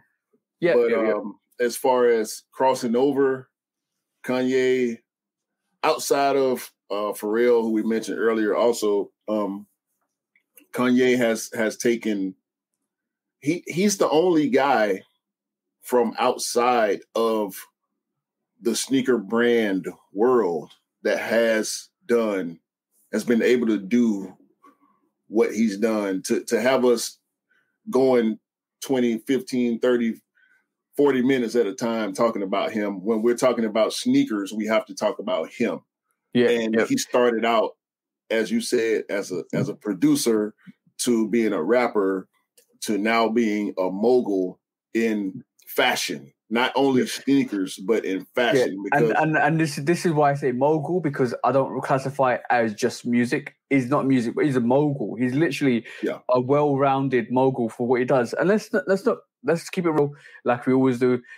Everybody's tried it. Real, we had Jay-Z doing Rockefeller. We had apple bottom jeans. We had short jeans from P. Diddy. Fat Farm, bro. We been through the brands. We've been here. Yeah, exactly, bro. We've been through the brands. We know exactly what people are trying. But he's the first person. You cannot say that he's crazy. But this is when I say, if anybody can, Kanye can, because he has. And let's be honest. And the amount of criticism we throw at the guy, the amount of things we say to him, the amount of things we actually slate him for, and the designs he does. But bro, whatever he designs catches on. Yeah, no matter how ugly it is, the hype carries it to the top of the mountain. But like you said, he's the only person that's translated from music into fashion, into what he does really well. And this is why I think the only one that's relatable to him, that's done it as well as him, or try to do as well as him, is Puff Daddy and the Bad Boy Enterprise. Even though we've seen Birdman does a lot of shit. Let's just be honest. Master P still rocking it, and you got to respect it. But Kanye, at this modern day and age, is actually taking it to a whole new level. Like literally, he's the king of his throne, and he could basically call the shots for fashion, for music, for everything. And then this is why you got to respect his grind and hustle. You got to respect it. Even if you don't like it, you got to respect it. Yeah, I don't have to like something to recognize what's going on with it. Yeah, exactly. The next term, GR/limited. Now, there's a bit of a blurred line. This slash in between the word or the letters GR and the word limited has become a little wiggly, because now you know why it's become wiggly, bro? Why? You are fake news. It's because everybody listens to that fake news on Instagram. No, it's StockX, bro. I think it's StockX. Look, bro, it could be. We don't know. We don't provide allegations to anybody, but it's the fake news that you listen to. Like, I'm going to give you an example. Like before the Pollens came out and before the Pattern Break ones came out, this is what it's really interesting. We didn't get stock numbers, right? We didn't get anything. All we got was these are limited. Look at the hype. We saw resellers have stocks and stocks and stocks. So anybody will be thinking, yo, they got their pairs and it's limited, and these are resellers picking up all their pairs. They must be really limited because everybody's backdooring them. All the pairs are gone. No, that's not the situation. Pollens released for a good month and a half. Yo, these breads are going to be released until mid February, and they came out on the 30th of December. So when you see a reseller pick up loads of pairs of sneakers, we're not talking about trophy ones. Trophy ones was a stupid situation. We're talking about a sneaker that is not hyped and is not GR'd, not hyped and is still about to come out. If you see all the resellers pick up, secret to the game, if you see all the resellers have countless amount of pairs in the background telling you they've got pairs, these are limited. 9 out of 10 situation is not limited, guys. It's a GR. It's not limited. It's a GR. GR meaning general release. Yeah, exactly. General release. It means they're going to be loads of these pairs. But now, if you see resellers not talk about the sneaker, there's a lot of hype, and not a lot of resellers have been picking up these sneakers because they're hard to get. That's limited. So limited meaning there are not enough pairs for everybody to get them. When we talk limited, we're talking about SB Dunks. We're talking about collabs, whether it be Adidas or Nike or Jordan. We're talking about Bad Bunny forums. We're talking about J Balvin ones. We're talking about Travis Scott, Jordan, and Nike releases. Those are normally limited. We're not talking about exclusive. We're not talking about We the Best Threes or friends and family pairs. Like those are exclusive. We're talking about limited. We're talking about Pattern Air Max ones. We're talking about Union 4s and Union Dunks and Supreme Jordans and Supreme Dunks and all this type of stuff. That's limited. A GR is every store imaginable that sells new Jordan releases will probably have this shoe at some point. I say at some point because of the way the game has been in the past couple of years with the pandemic, with late shipments, with the backdoor epidemic. Most of these stores will get pairs of GRs, but because of the resale culture, GRs are kind of leaning toward looking limited. They aren't actually limited.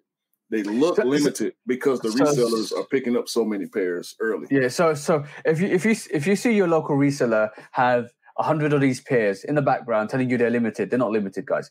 You just be careful that you don't get caught out, because if a reseller is telling you, I've got a pair for you, and there's hundreds of pairs in the background, the likelihood is that he wants to get rid of them quite quickly because he knows that there's loads of stock on them. Well, if you have a reseller only have 2, 3, or 4 of these pairs and tell you, this is thing, and he's not promoting it because he knows the resale is going to go up and up and up, because at the moment the resale is reflecting what he can sell it. Unless he's going to sell it for pre-sale, he's not, and he's going to put the pre-sale up there. His more likelihood is going to wait and get all the pairs and wait until after release date when he's going to spike up the price because he knows it's a very limited pair. So don't get caught out, guys. This is a bit of advice. This is sneaker knowledge and news for you guys, because you need to know when to act and when not to act. So if you see a sneaker that is super, super limited and resellers aren't picking them up, it's more than likely it's going to be limited. But if you see a reseller trying to sell you a sneaker pre-sale and there's loads of repairs in the background, more than likely there is a mass stock. So don't get caught out. Shall we talk about Grails and go into Grails, and we can cover the other topics next week? Well, let us skip Quickly, we can run through bread. We already discussed bread. Bread typically means black and red. Black and red. And it's referring to Jordan sneakers. So a lot of black and red Jordan sneakers will be called bread. Not all of them. Typically the OGs, bread 4s, bread 1s, was bread 12s or flu games. Sometimes are called bread. DS. DS means dead stock, meaning brand new, unworn. Never worn. Yep. Simple. If somebody tells you it's DS and you see dirt on the bottom, it's not DS. That's more likely. It's more likely. Yeah. VNDS means very near dead stock. Yeah. If you buy used, you want to buy VNDS when possible. Exactly. And the number one term, which we may spend a little bit of time on. not this episode. Maybe not this episode. Unauthorized and replica fake. Unauthorized replica fake.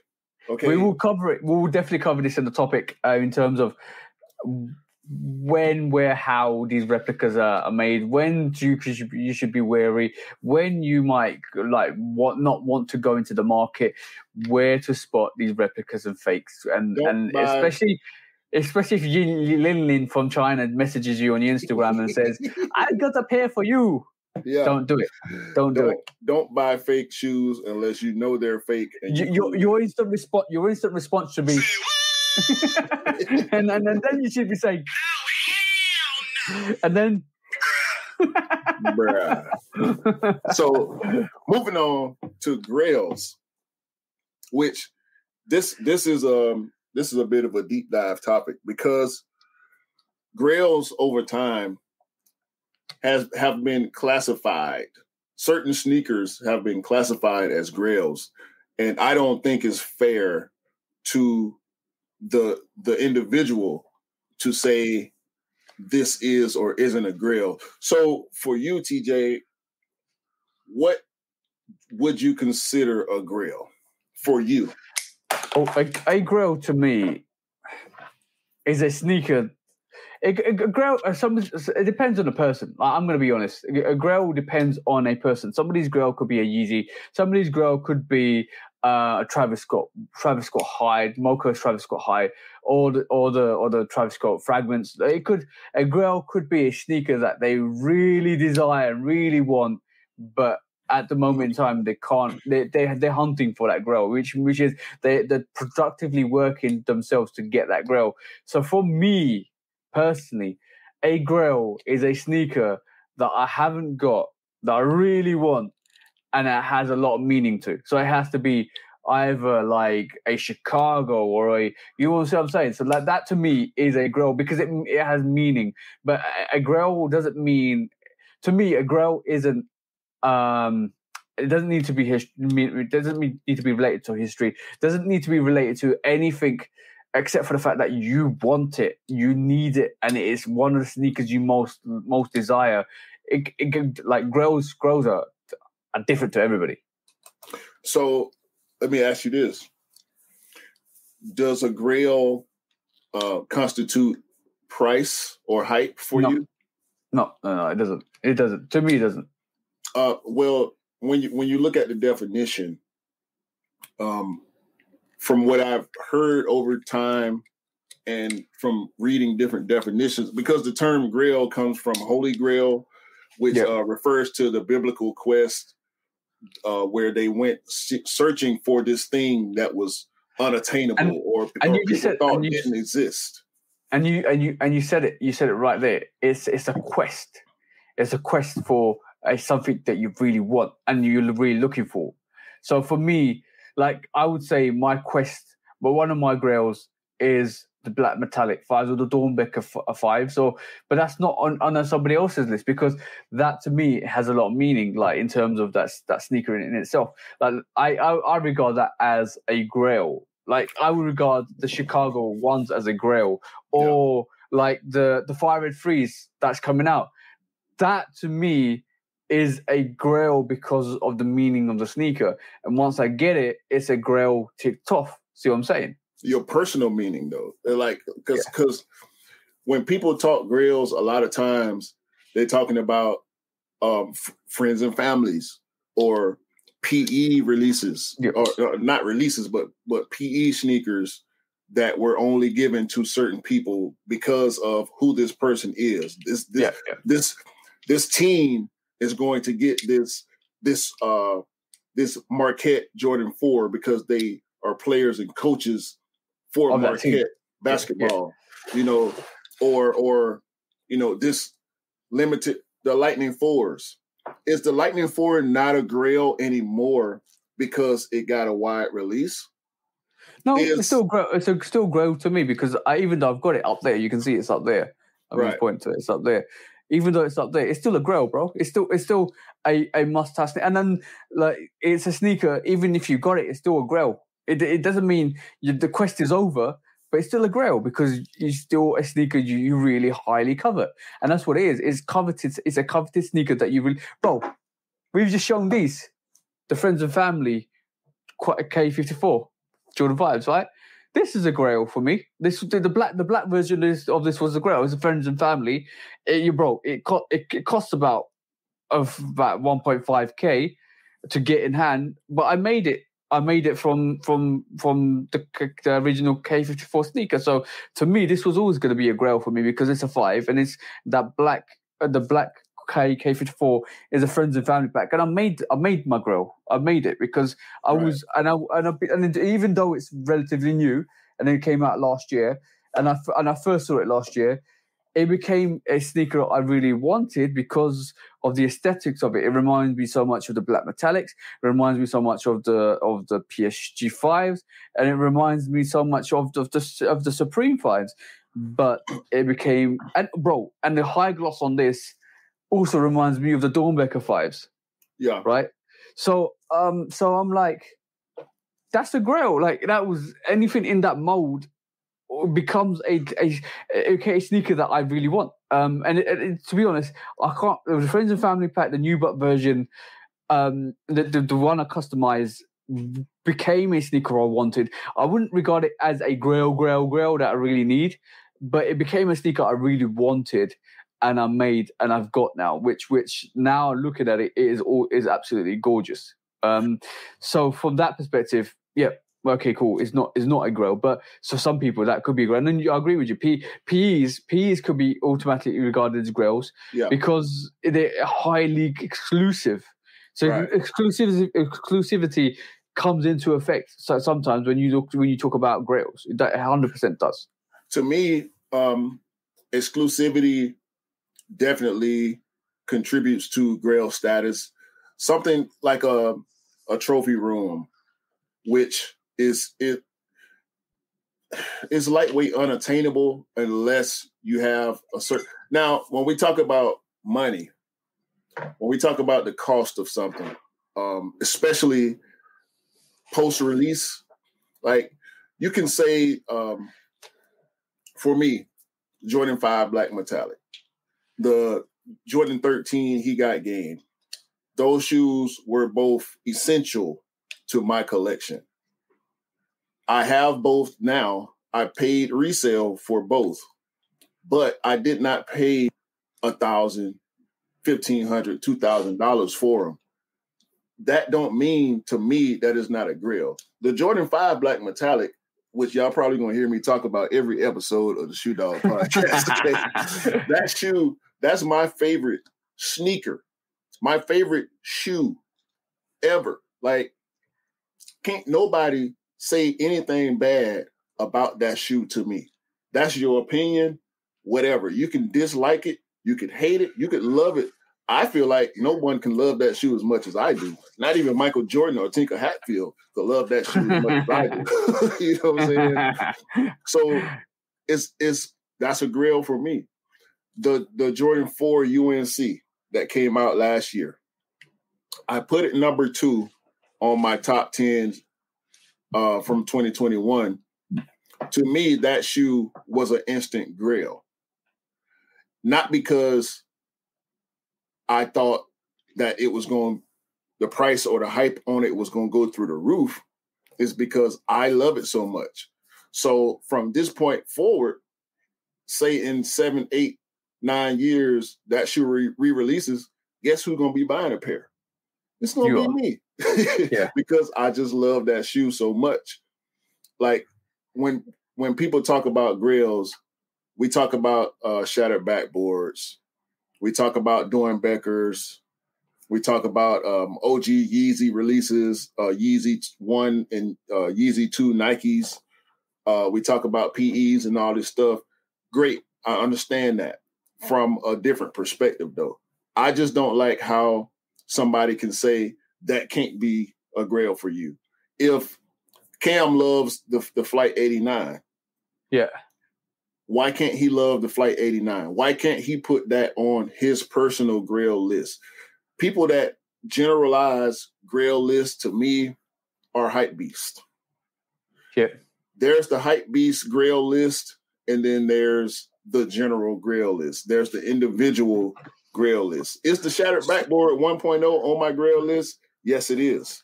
Yeah. Because I love that shoe, not because somebody else said this should be a grail. Yeah. So like you get instant classics like Lightning Force come out. That became an instant grail for a lot of people because of the exclusivity of it and the fact that they couldn't get it and it was quite limited. So that became a grail. Like He Got Games is a grail to me because I looked at the movie.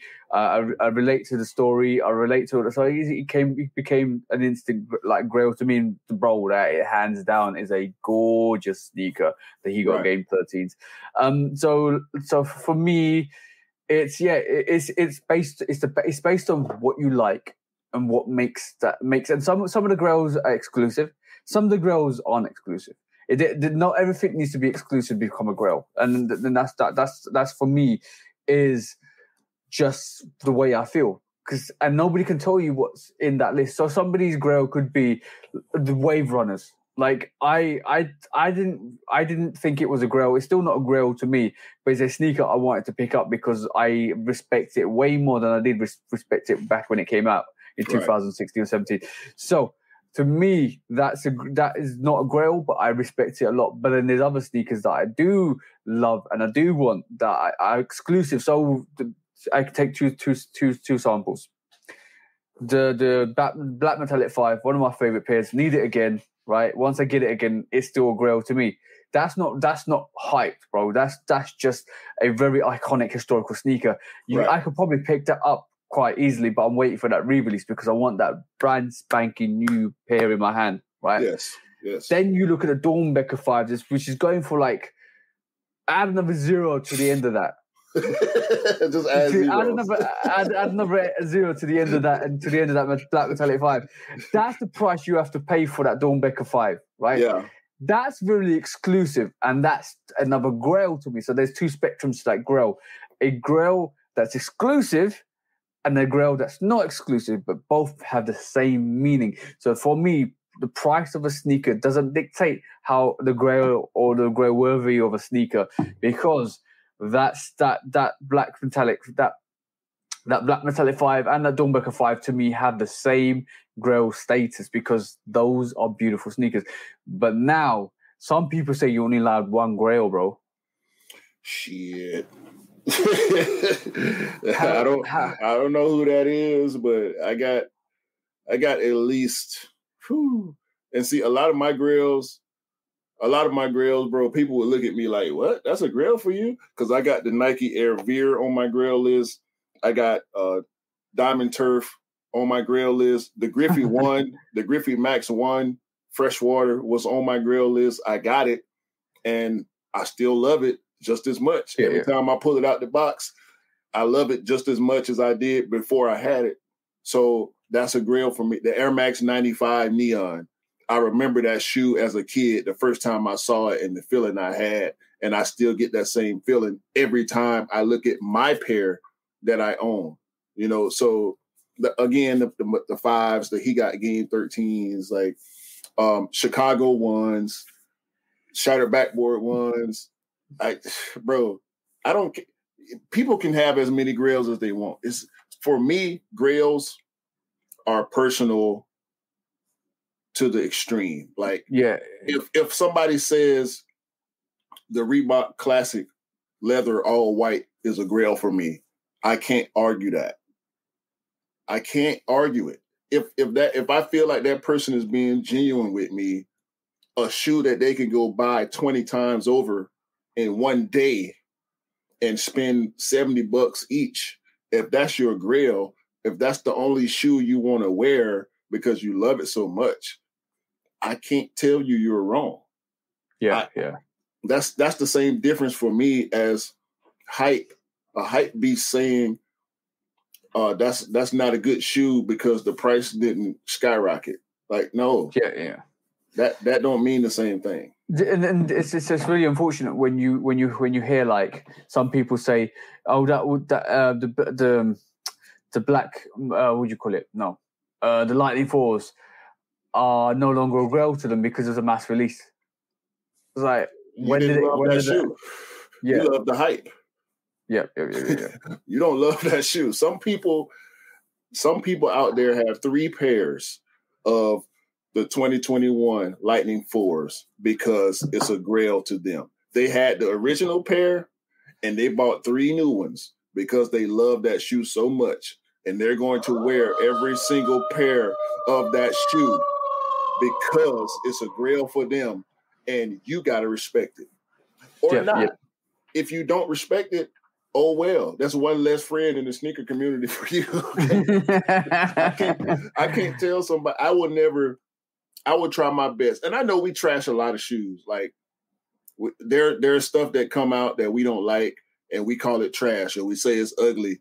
But for those people that like those shoes, hopefully our opinion doesn't sway them from liking what they like. And hopefully that doesn't deter them from wanting to have conversation about why they love something or why something means that much to them. Not that it may be a grail. You can love something and it not be a grail. That's fine. Yeah. But I love the P51 5s, but it's not on my grail list. I love a lot of Jordan 1s, but they aren't on my grail list. So I think the grail conversation is just so subjective. And it leaves a bad taste in my mouth in particular, and probably in the mouths of other sneakerheads, because hype drives opinion for some people. I try my best not to let hype drive my opinion. If I like something, I like it. If it's hyped or not, that's not going to sway my opinion. I love the Jordan 1 on my years I got in my collection.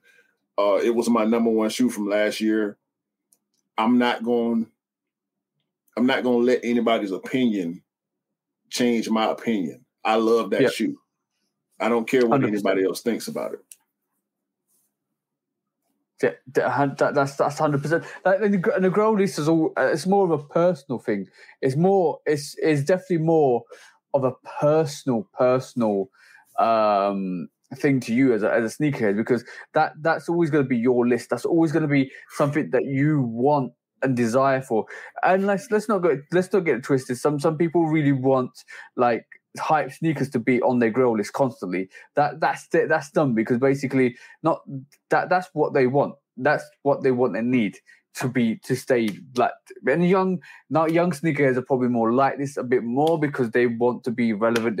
And we've all been there. We've all been to the point where when we were young, we were like, yo, I wanted this, I want this, I want this, I want to keep up with the times. But when you start to get older, you're like, I just want an OG. I just want a retro. I just want this. And like Cam says, go and pick up the sneakers you really want. Go get in your time machine, go back and pick up the sneakers you want, because at the end of the day, what you want and desire on your grail list shouldn't be affected by other people. But that's the situation with grails in my terms.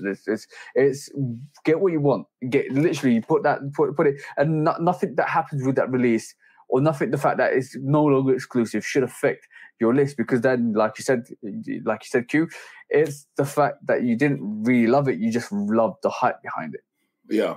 Don't fall victim to the hype, man. Exactly. Don't fall victim. Don't be a casualty of that hype. Don't get those bullets from those hypes, bro. Because there are stingers, bro. There are stingers to that. There's a whole level of not getting involved in hype and realizing that it's not what it's built to be, because you're on this false illusion that commodity drives what you are as a human being, and in reality, to be like a human being is more than just what you have and what you buy. It's more to being a human being than just showing off what you've got, pretty much. You have try to place more value than you accept the value that's been placed by others. Yeah, exactly. Yeah.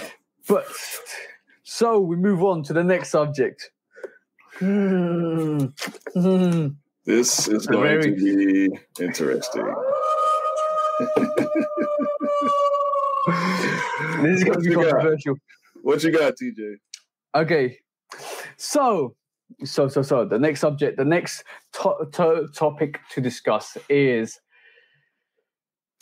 what makes a custom or a sneaker, right? A custom or a sneaker different from a high brand to a low end. So we've had this controversy. We have this controversy where Nike have made it like you're seeing on screen. What say the sneaker, bro? Say the sneaker before I forget what it is myself.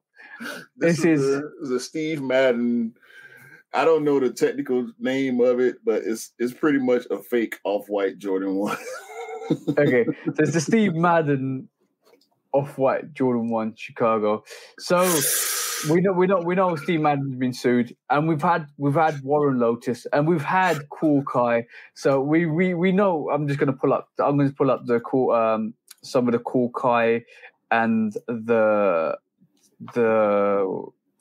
what do you call it, Warren Lotus sneakers, because I want to show everybody what we're talking about. We're talking about these sneakers, this Warren Lotus sneaker.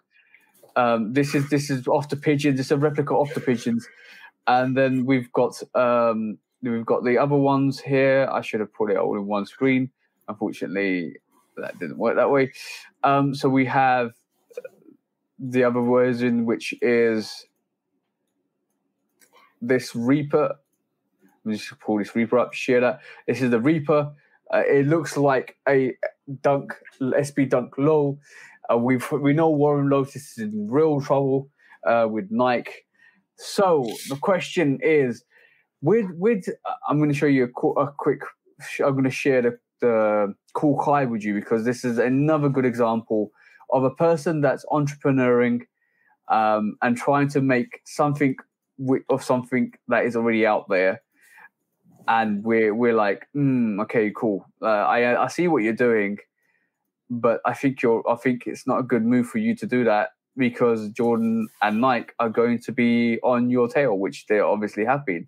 So let's try to pull this Cool Kai up.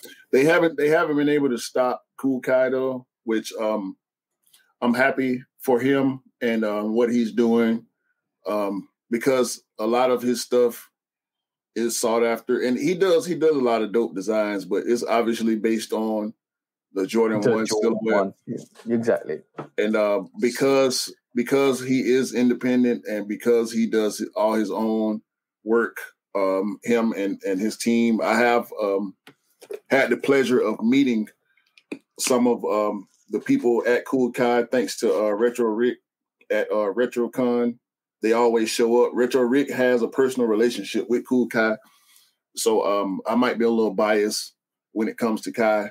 I don't own any Kais because they're not for me, but I do appreciate what he does. So, okay, cool. Do you first? Let's make a first step. Do you agree or disagree with what Cool Kai, with what Warren Lotus has done, with what Steve Madden has done? Lotus and Kai, I don't have much issue with. Steve Madden, I don't like it. But what is technically the difference? Because I'm going to play the devil's advocate. I'll play the brand, and you play the consumer. So I'm going to sue these guys because they've taken the Jordan 1 model. I'm being fair and consistent. I'm being the brand. you're the community consumer, and this is me against you. So like, I don't like that. I'm going to sue them. And this is Nike brand talking. I want to sue Warren Lotus for and Cool Kai and Steve Madden for their designs, because you are ripping off the original silhouette of the Jordan 1. So what's the difference between the two? What's the difference between Warren Lotus and Cool Kai? No, Warren Lotus, Cool Kai, and Steve Madden? As a consumer,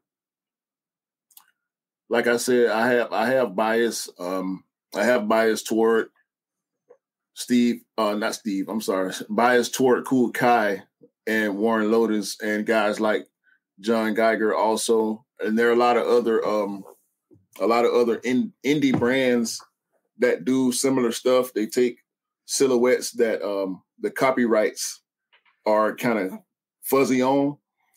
And so from the consumer's perspective, it's based on whether or not I like it. And I understand the brands or the corporations that say, wait a minute, you took my design. I don't like that. So now I'm going to sue you. I get it. I get it from both sides. It to me, it comes down to, do you like it or not as a consumer? And like I said before, I don't. Kai has some stuff that I like. This particular pair that we're looking at, the Paisley print, UNC Paisley color. UNC, yeah. I do like the design and the colorway, but I can't see myself wearing that. There have only been a few Kais that I could see myself actually pulling off.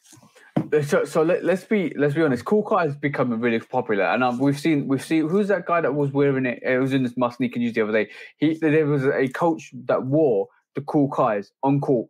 In a game, so he's getting popularity, and which is great for him, which is awesome to see. So in the way I look at it is, I think even with Steve Madden, what he's done, with what Warren Lotus has done, and with what Cool Kai has done, they're very similar things, and that they've replaced something on a silhouette and made it different, but made it unique to themselves. But also they've used the original patent and literally grabbed it and manipulated it to what they want. So this is a term of customization. It's a term of customization. But they've replicated the sneaker from fresh to do what they've done now, right? So in retrospect, it's their own unique take on the Jordan 1, but it's still a Jordan 1. And I can see why Nike and Jordan are upset with it. I can see why lawsuits are going out, but I can also see the flip side of it from the designers are saying, Cool Kai and Warren Lotus saying, well, we've just created something unique because we're inspired off that model. And on the flip side, you have guys like the shoe surgeon. And I'm going to pull it up now. Let me pull it up now quickly before we go on. The shoe surgeon is in a bit of a different category, in my opinion, because he actually buys the product and rebuilds it, as opposed to guys like Warren and Kai that actually produce their own version of an existing product, which can be looked at as plagiarism, which can be looked at as infringement. So from the legal standpoint, I can't argue with Nike, wanting to bring lawsuits, but bespoke is what the shoe surgeon does. Yeah. Okay. Now he has, as you can see on the website, he has actual full size runs. I'm not sure if it's one per size or if there are 10 multiple. Grand. Yeah. 10 grand. Yeah. And I can't argue the price. I can't argue the price because this is one of a kind stuff. Like I told you when you first revealed that Friends and Family custom of the K54 Jordan 5, that shoe, if I were you, I wouldn't sell that shoe for less than 5, 6, 7, 10,000 because it's one of a kind. Yeah. Even if it's recreated, it's not the first one. Yeah. So you've seen some of these designs. These are really like unique designs. But They're the thing ridiculous. is, this is like the Louis Vuitton print for the Jordan 1. This looks like the Travis Scott Mocha. This could be the Mocha ones as well. But the materials that he's using way better materials than the actual brand is using, and these shoes are being created by hand, one by one. They're not mass produced at all. So that price tag is understandable for me. Like you can pull up the shoe surgeon and see him and his team actually doing the work.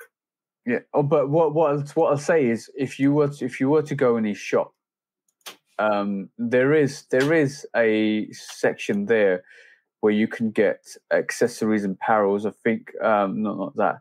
There used to be. I don't know if it's gone now. But you can go in and get all. Yeah, there you go. You can get the shoemaking bundles as well. So basically, it gives you like a shoemaker's. It gives you the mask. It gives you the foams. It gives you the materials. So you can really recreate a sneaker from fresh. But what the whole shoe surgeon's driven on is grabbing the sneaker that you've got, building on that with the new materials and reconstructing it. It's a deconstruct to a reconstruct. Right. And like Cool Kai and like Warren Lotus, to create the sneaker from fresh. And that is totally different to what the shoe surgeon does. But in reality, what the shoe surgeon sells is a fresh kit. It literally is. So, bro, like, you can buy the kit. They'll give you the kit to order. They give you the shoemaker's bundle, which includes the foams. I don't know why he stopped selling the foams now, because basically you see that mask there, the foam, that shoe mask. That used to be something that he used to sell back in the day. Yeah, I don't know whether he's got rid of that. He's selling a service for the most part. Yep. Like when you see someone go to him and they say, "I want a Jordan by the way, 5 like this," you can get patterns as well. Yeah, you can get a pattern for the Jordan 1 in your size. So if you're US 11.5, there you go. There's a pattern. You can basically add it to cart. $500 though. So you can get that. You can definitely get that. So in reality, that's what I was looking at. Shoe last, you can get a Air Force 1. You can get all the lasts you want. You can get Yeezy 700, Yeezy 350. And you can get the Jordan 2 and 3. Ironically, it's the same mask. There you go. The same last. 3 and 4, yeah. Yeah, it's 3 and 4. So it's a very similar sneaker. But yeah, you can get a Jordan 1 last for like £200. So you grab that, put it in your cart, and there you go. That's your size. But the thing is, this is grabbing a sneaker, recreating it, deconstructing, recreating it, and putting it back together, which shoe surgeon does. But look, for what Cool Kai does, and for the other guys do, they make their sneaker from absolutely fresh, absolute scratch. And that there is why Nike and Jordan are chasing them to shut them down, because they can do what Jordan and Nike do. But now the hypocrisy comes into play. Mm-hmm. The whole because we're talking about independent people like Warren Lotus, like Cool Kai, and like Steve Madden. Now let's have a look at these. Now let's have a look at these big brands, these big brands, and let's talk about what is the difference between Amiri, Balenciaga, Mason Margiela doing what they do. What? And they are allowed to get away with stuff like this. This is Louboutin. Louboutin is Louis Vuitton. Louis Vuitton, Louboutin, however you say. I've heard it pronounced different ways. This is essentially a Jordan 4 knockoff. If you look at it, and rest in peace, Virgil Abloh designed this shoe. We know Virgil loved Jordans. We know it. And if you look at this shoe, it's basically a Jordan 4 with a few changes. You can't tell me it's not. Nobody Jordan Brand, Mike himself, Tinker, nobody can tell me that this shoe was not based on a Jordan 4. What's the difference between Louboutin doing this and Kai or Warren Lotus or John Geiger? Because we didn't mention John Geiger. He got in trouble for replicating the Air Force One. But so did Bape.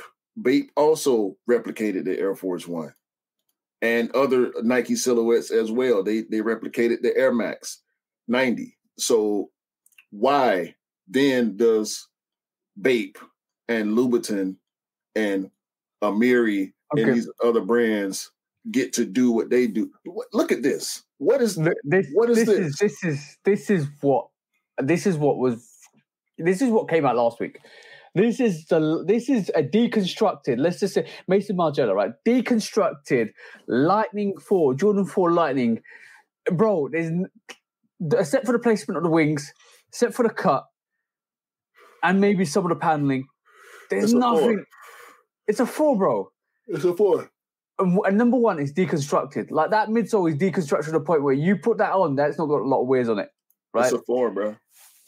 How are Louis Vuitton or Mason Margiela getting away with stuff like this? Like what like why is Nike, Mike and Jordan Brand not looking at this and saying, "Yo, you can't do that. What the hell have you done?" It's a 4, bro. Of course, it's a 4. It's money. I think we have similar opinions about this. It's because these brands like Margiela and Louis Vuitton have the bankroll, they have the pocketbook, they have the wallet, the checkbook to throw at Nike and say. And we talk about the jizz in your pants, Footlocker exclusive. Bro, what the hell is shag that? And ship, the shag and ship. But this is Mason Margiela's take on a deconstructed sneaker that's got glue stains all over it.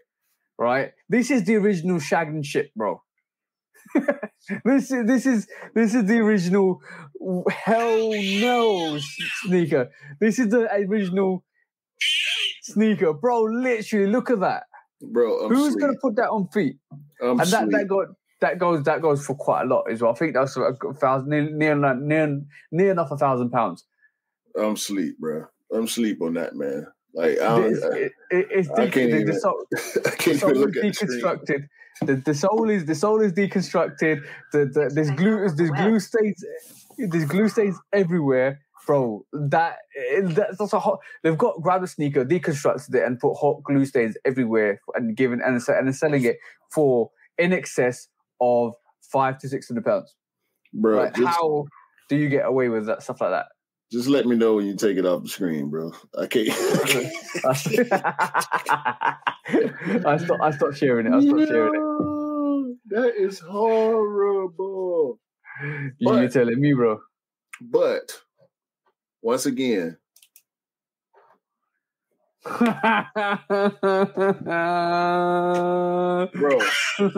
we got Air Force One lows, we got Air Force One highs. And we also have the Air Max 90 / Reebok Classic / A6 Gel Light / NMD runner from Louis Vuitton. Like how are they doing this? How are they doing this? And getting away with it. I don't know. I want to share something else with you. I'll show you. We talk about Fugazis, right? We talk about a lot of sneakers that look so like fake that like that and such. Remember those high heels? What was it? Was it Horizon? No, it's a high heel Jordan. Jordashes, yeah. Right. Have a look at these. What? Balenciaga came and did it before Jordan Brand did it. Bro, what the hell is that? It's a sneaker heel. Sneaker heel, and then £975, bro. Okay. Okay. And tell Balenciaga not to hold their breath. and that's not the only sneaker that they, like. Let's just be honest. We're talking about Jordan Brand. They're not only ripping off Jordan Brand, right? Like they are actually going in and doing stuff like we've seen Yeezys. There you go. That pretty much is like they're not Yeezy, but an Ultra Boost. That's pretty much like an Ultra Boost for this. Yeah. You know, it's the City Sock. The City Sock is similar to this, right? That's one version. It's called the Speed Trainer, recyclable Speed Trainer, right? And then wait, recycle, bro. Recyclable.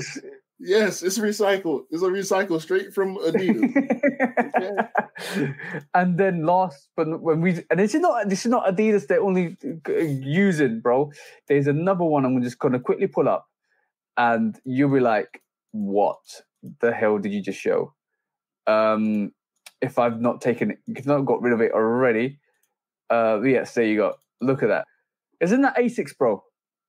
Oh yeah, that's Asics all day. Balenciaga wanted to sell you some Asics for $825 or £825. Bro, it's non-stop ridiculousness when we're talking about brands biting from other brands, and these high fashion brands can get away with it, where the independent brands and the smaller brands like Steve Madden. Steve Madden ain't independent, but Steve Madden is nowhere near as big as Balenciaga or Louis Vuitton or Amiri. Look at this, bro. Different, and look, they even biting Cool Kai. How does Amiri bite Jordan and Cool Kai at the same time? That I don't understand. Like why they look, bro. Go back up. Isn't that the royal colorway? Yes, right there. Yes, 100%. And they got it spinning for you. And you got to touch it. They got it spinning for you. Like, tell me. Can't touch it. That is a Jordan 1 Dunk Kai Amiri. That is a Jordan 1 Dunk Kai Amiri high top. And how much they want for this crap? Bruh, I can't. It's sold out. Yeah, bro, it sold out. $650. Yep.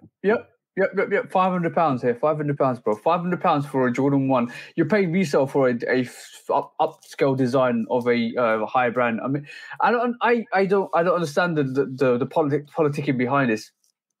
And because it looks like they even got the Lakers colorway. Mm-hmm. They got the Lakers colorway. They got them. They got them for you. You can't say okay. If we look at some of the design cues, right? The collar and the side panel is different, but that's a Jordan 1 toe box all day. It's a dunk sole. Yep. That is a dunk sole.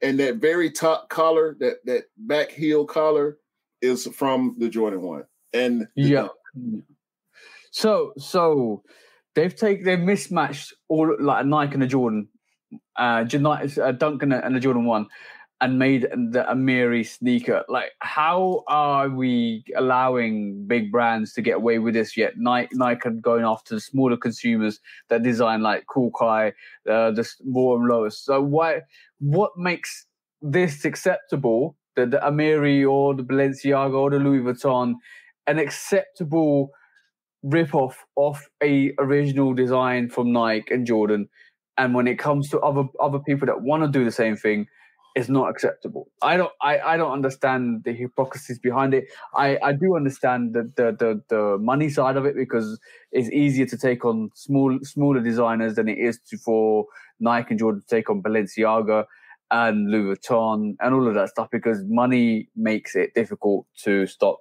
things happening. But if it's about integrity, if it's truly about you stole our design for a big, giant, huge, Nike is the number one sportswear brand in the world and have been for decades at this point. If it's really about the integrity of the design, why not go after everybody that you can go after or everyone that you should go after to protect your intellectual property as a brand? It doesn't make sense. You know what? Do you? All right, cool. Before I touch on this subject, do you know what all the high brands are saying at the moment? What's that?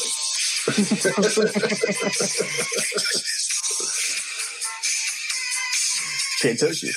Yeah, but basically, I also believe wasn't there an issue with the actual patent for it? Like basically, Nike had to lock it down. This is what allowed other brands to do it. So like.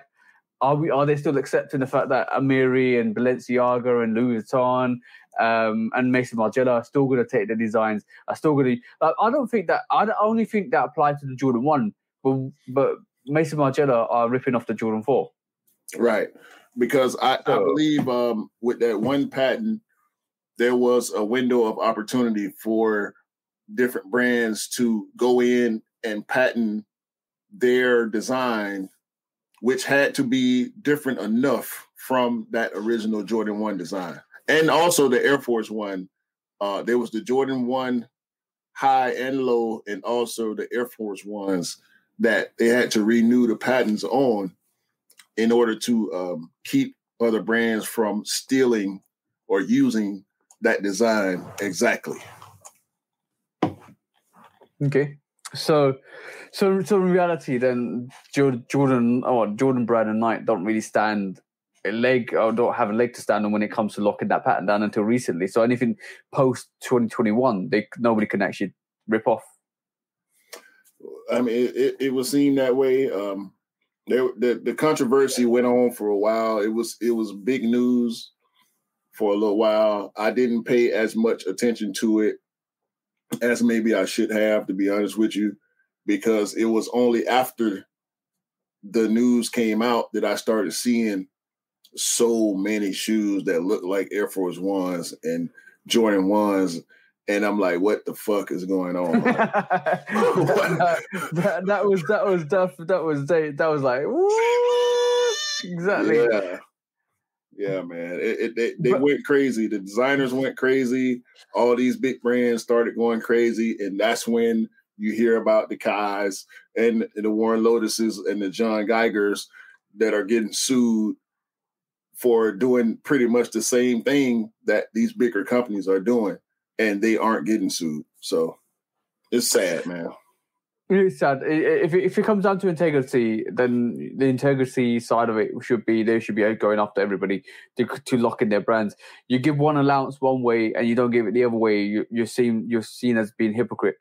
Yeah, big fat hypocrites, because basically it's not a good look, because I like in terms of going after the lower scale marketing people that are actually starting up, doing the same thing, because they probably got inspiration of these higher brands anyway to go in and do what they want to do, and now they're getting shut down. There's not a good look for Nike, because it almost feels like you're going after the people that are starting up, the poorer people that want to create a function or a business for themselves to actually kind of.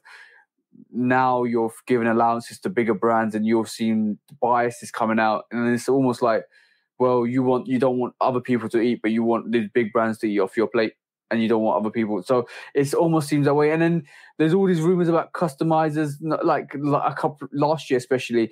There was rumors about people grabbing materials like Louis Vuitton materials or the Paisley materials and put them on their sneakers. And all of a sudden, Jordan and Nike are coming back at them, saying you can't do that. You're stealing a design and blah blah blah. And it almost feels like, well, why are you doing that? We're just putting a pattern replacement on the sneaker that we brought. But their whole emphasis was you're not allowed to use any branding from another company because it affects their collaboration with that set company. So exactly. And now we have, thanks to Virgil, we have official Jordan 1 Louis Vuitton sneakers. And with Jordan Nike and Jordan collaborating with Virgil, and Virgil working for Louis Vuitton, that makes sense that Nike and Jordan wouldn't go after Louis Vuitton. That makes a little more sense. But for people that don't have relationships in the same way that Virgil had with a different company that allowed that bridge to form, it doesn't make sense. So this is where the hypocrisy comes in again. Is some people out there are putting butterfly patterns and Air Force Ones are not allowed to do it anymore. They're putting the paisley print on their Air Force Ones. They're not allowed to do it anymore.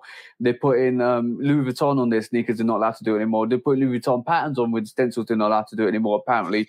So why don't they go after the shoe surgeon? Because he's doing it. I don't know, man. We just discussed deconstruction, reconstruction of sneakers, which some people are doing. Which some people are using patterns to put on sneakers, and they've been told that Nike and Jordan Brand might be coming after you because you're not allowed to do that. And there was a strict order from Nike and Jordan Brand last year that they will be productively stopping the sale of more than X amount of Air Force Ones to people. They were stopping the sale. They were stopping people from actually putting on these prints on their sneakers because it's affecting their relationship with high brands like Louis Vuitton that they want to do collaborations with because it's already been done and they want to keep that exclusive to that brand.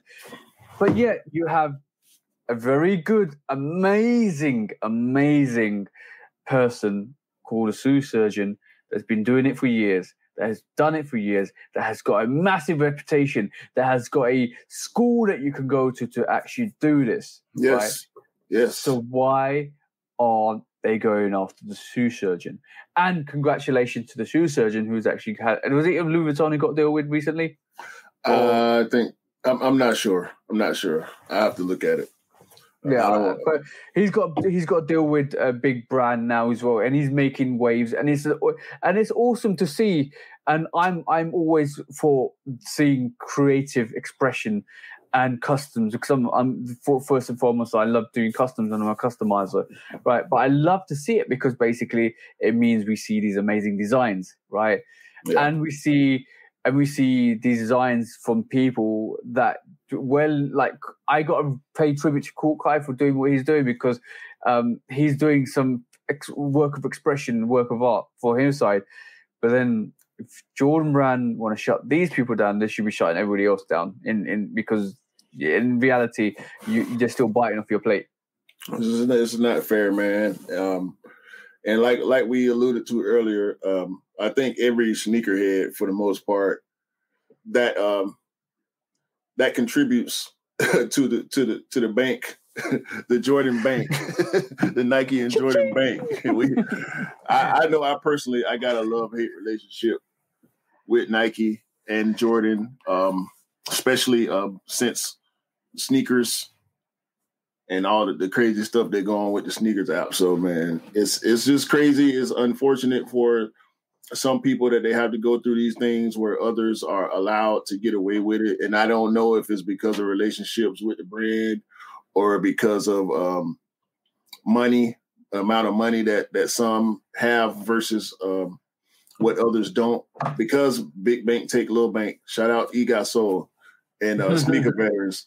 Big bank take little bank on that situation, man.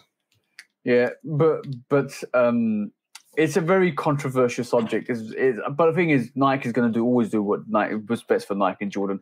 And having the shoe surgeon, it must have been, was it Gucci and I think it's Gucci and the shoe surgeon.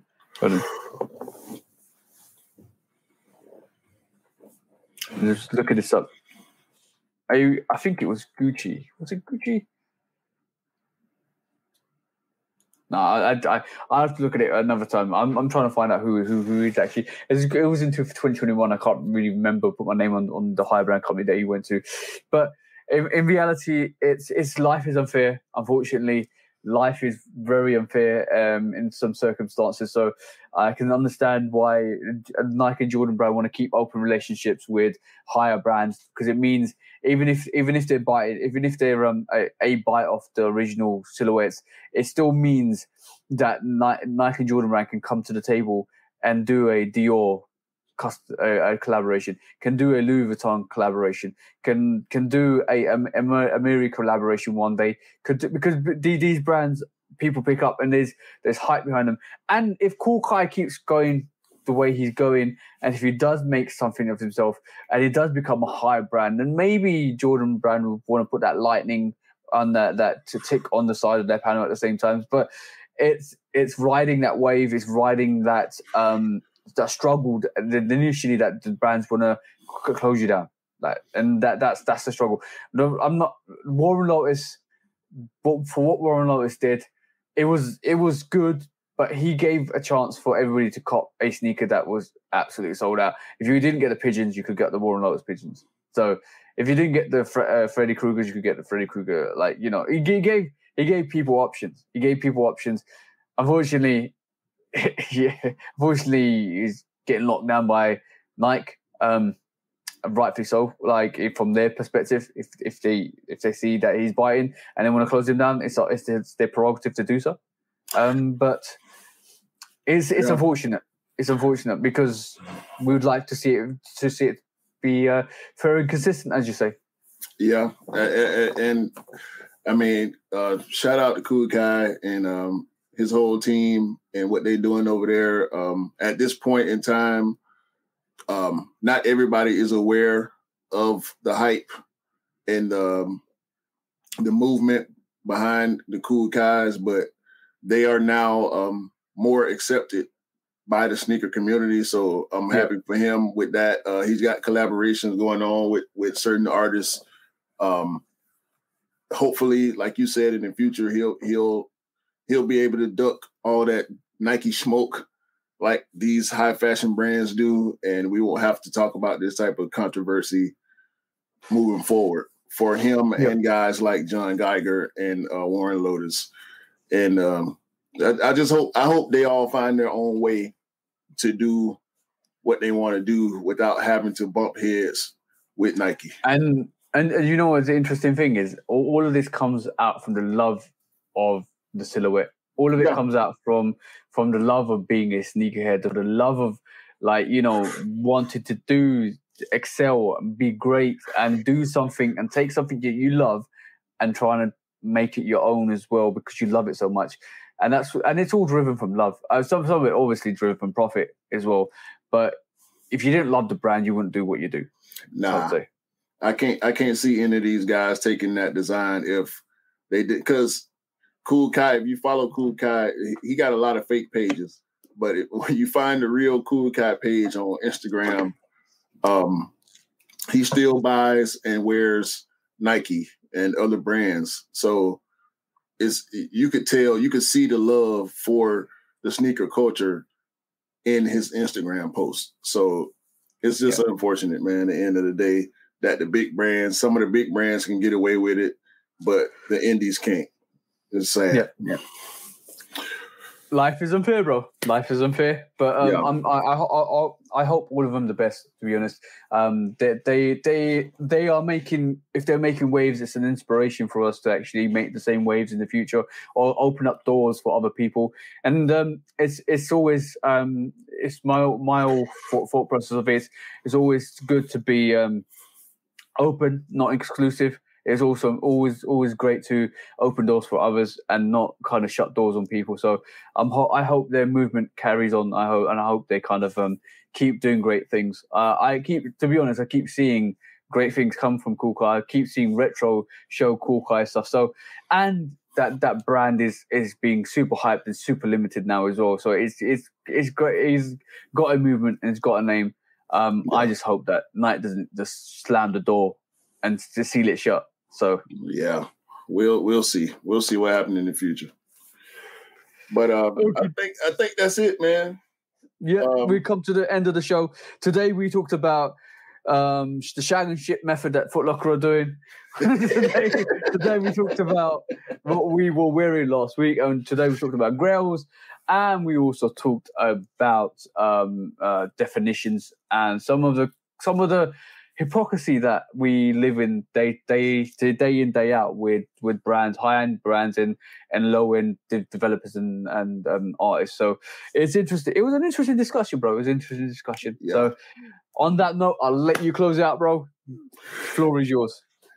So, as my guy TJ would say, hope y'all have a great day, a great week, a great month, a great year, and hopefully y'all can cop all the cool cars y'all want, because y'all deserve to get all the cool cars you want.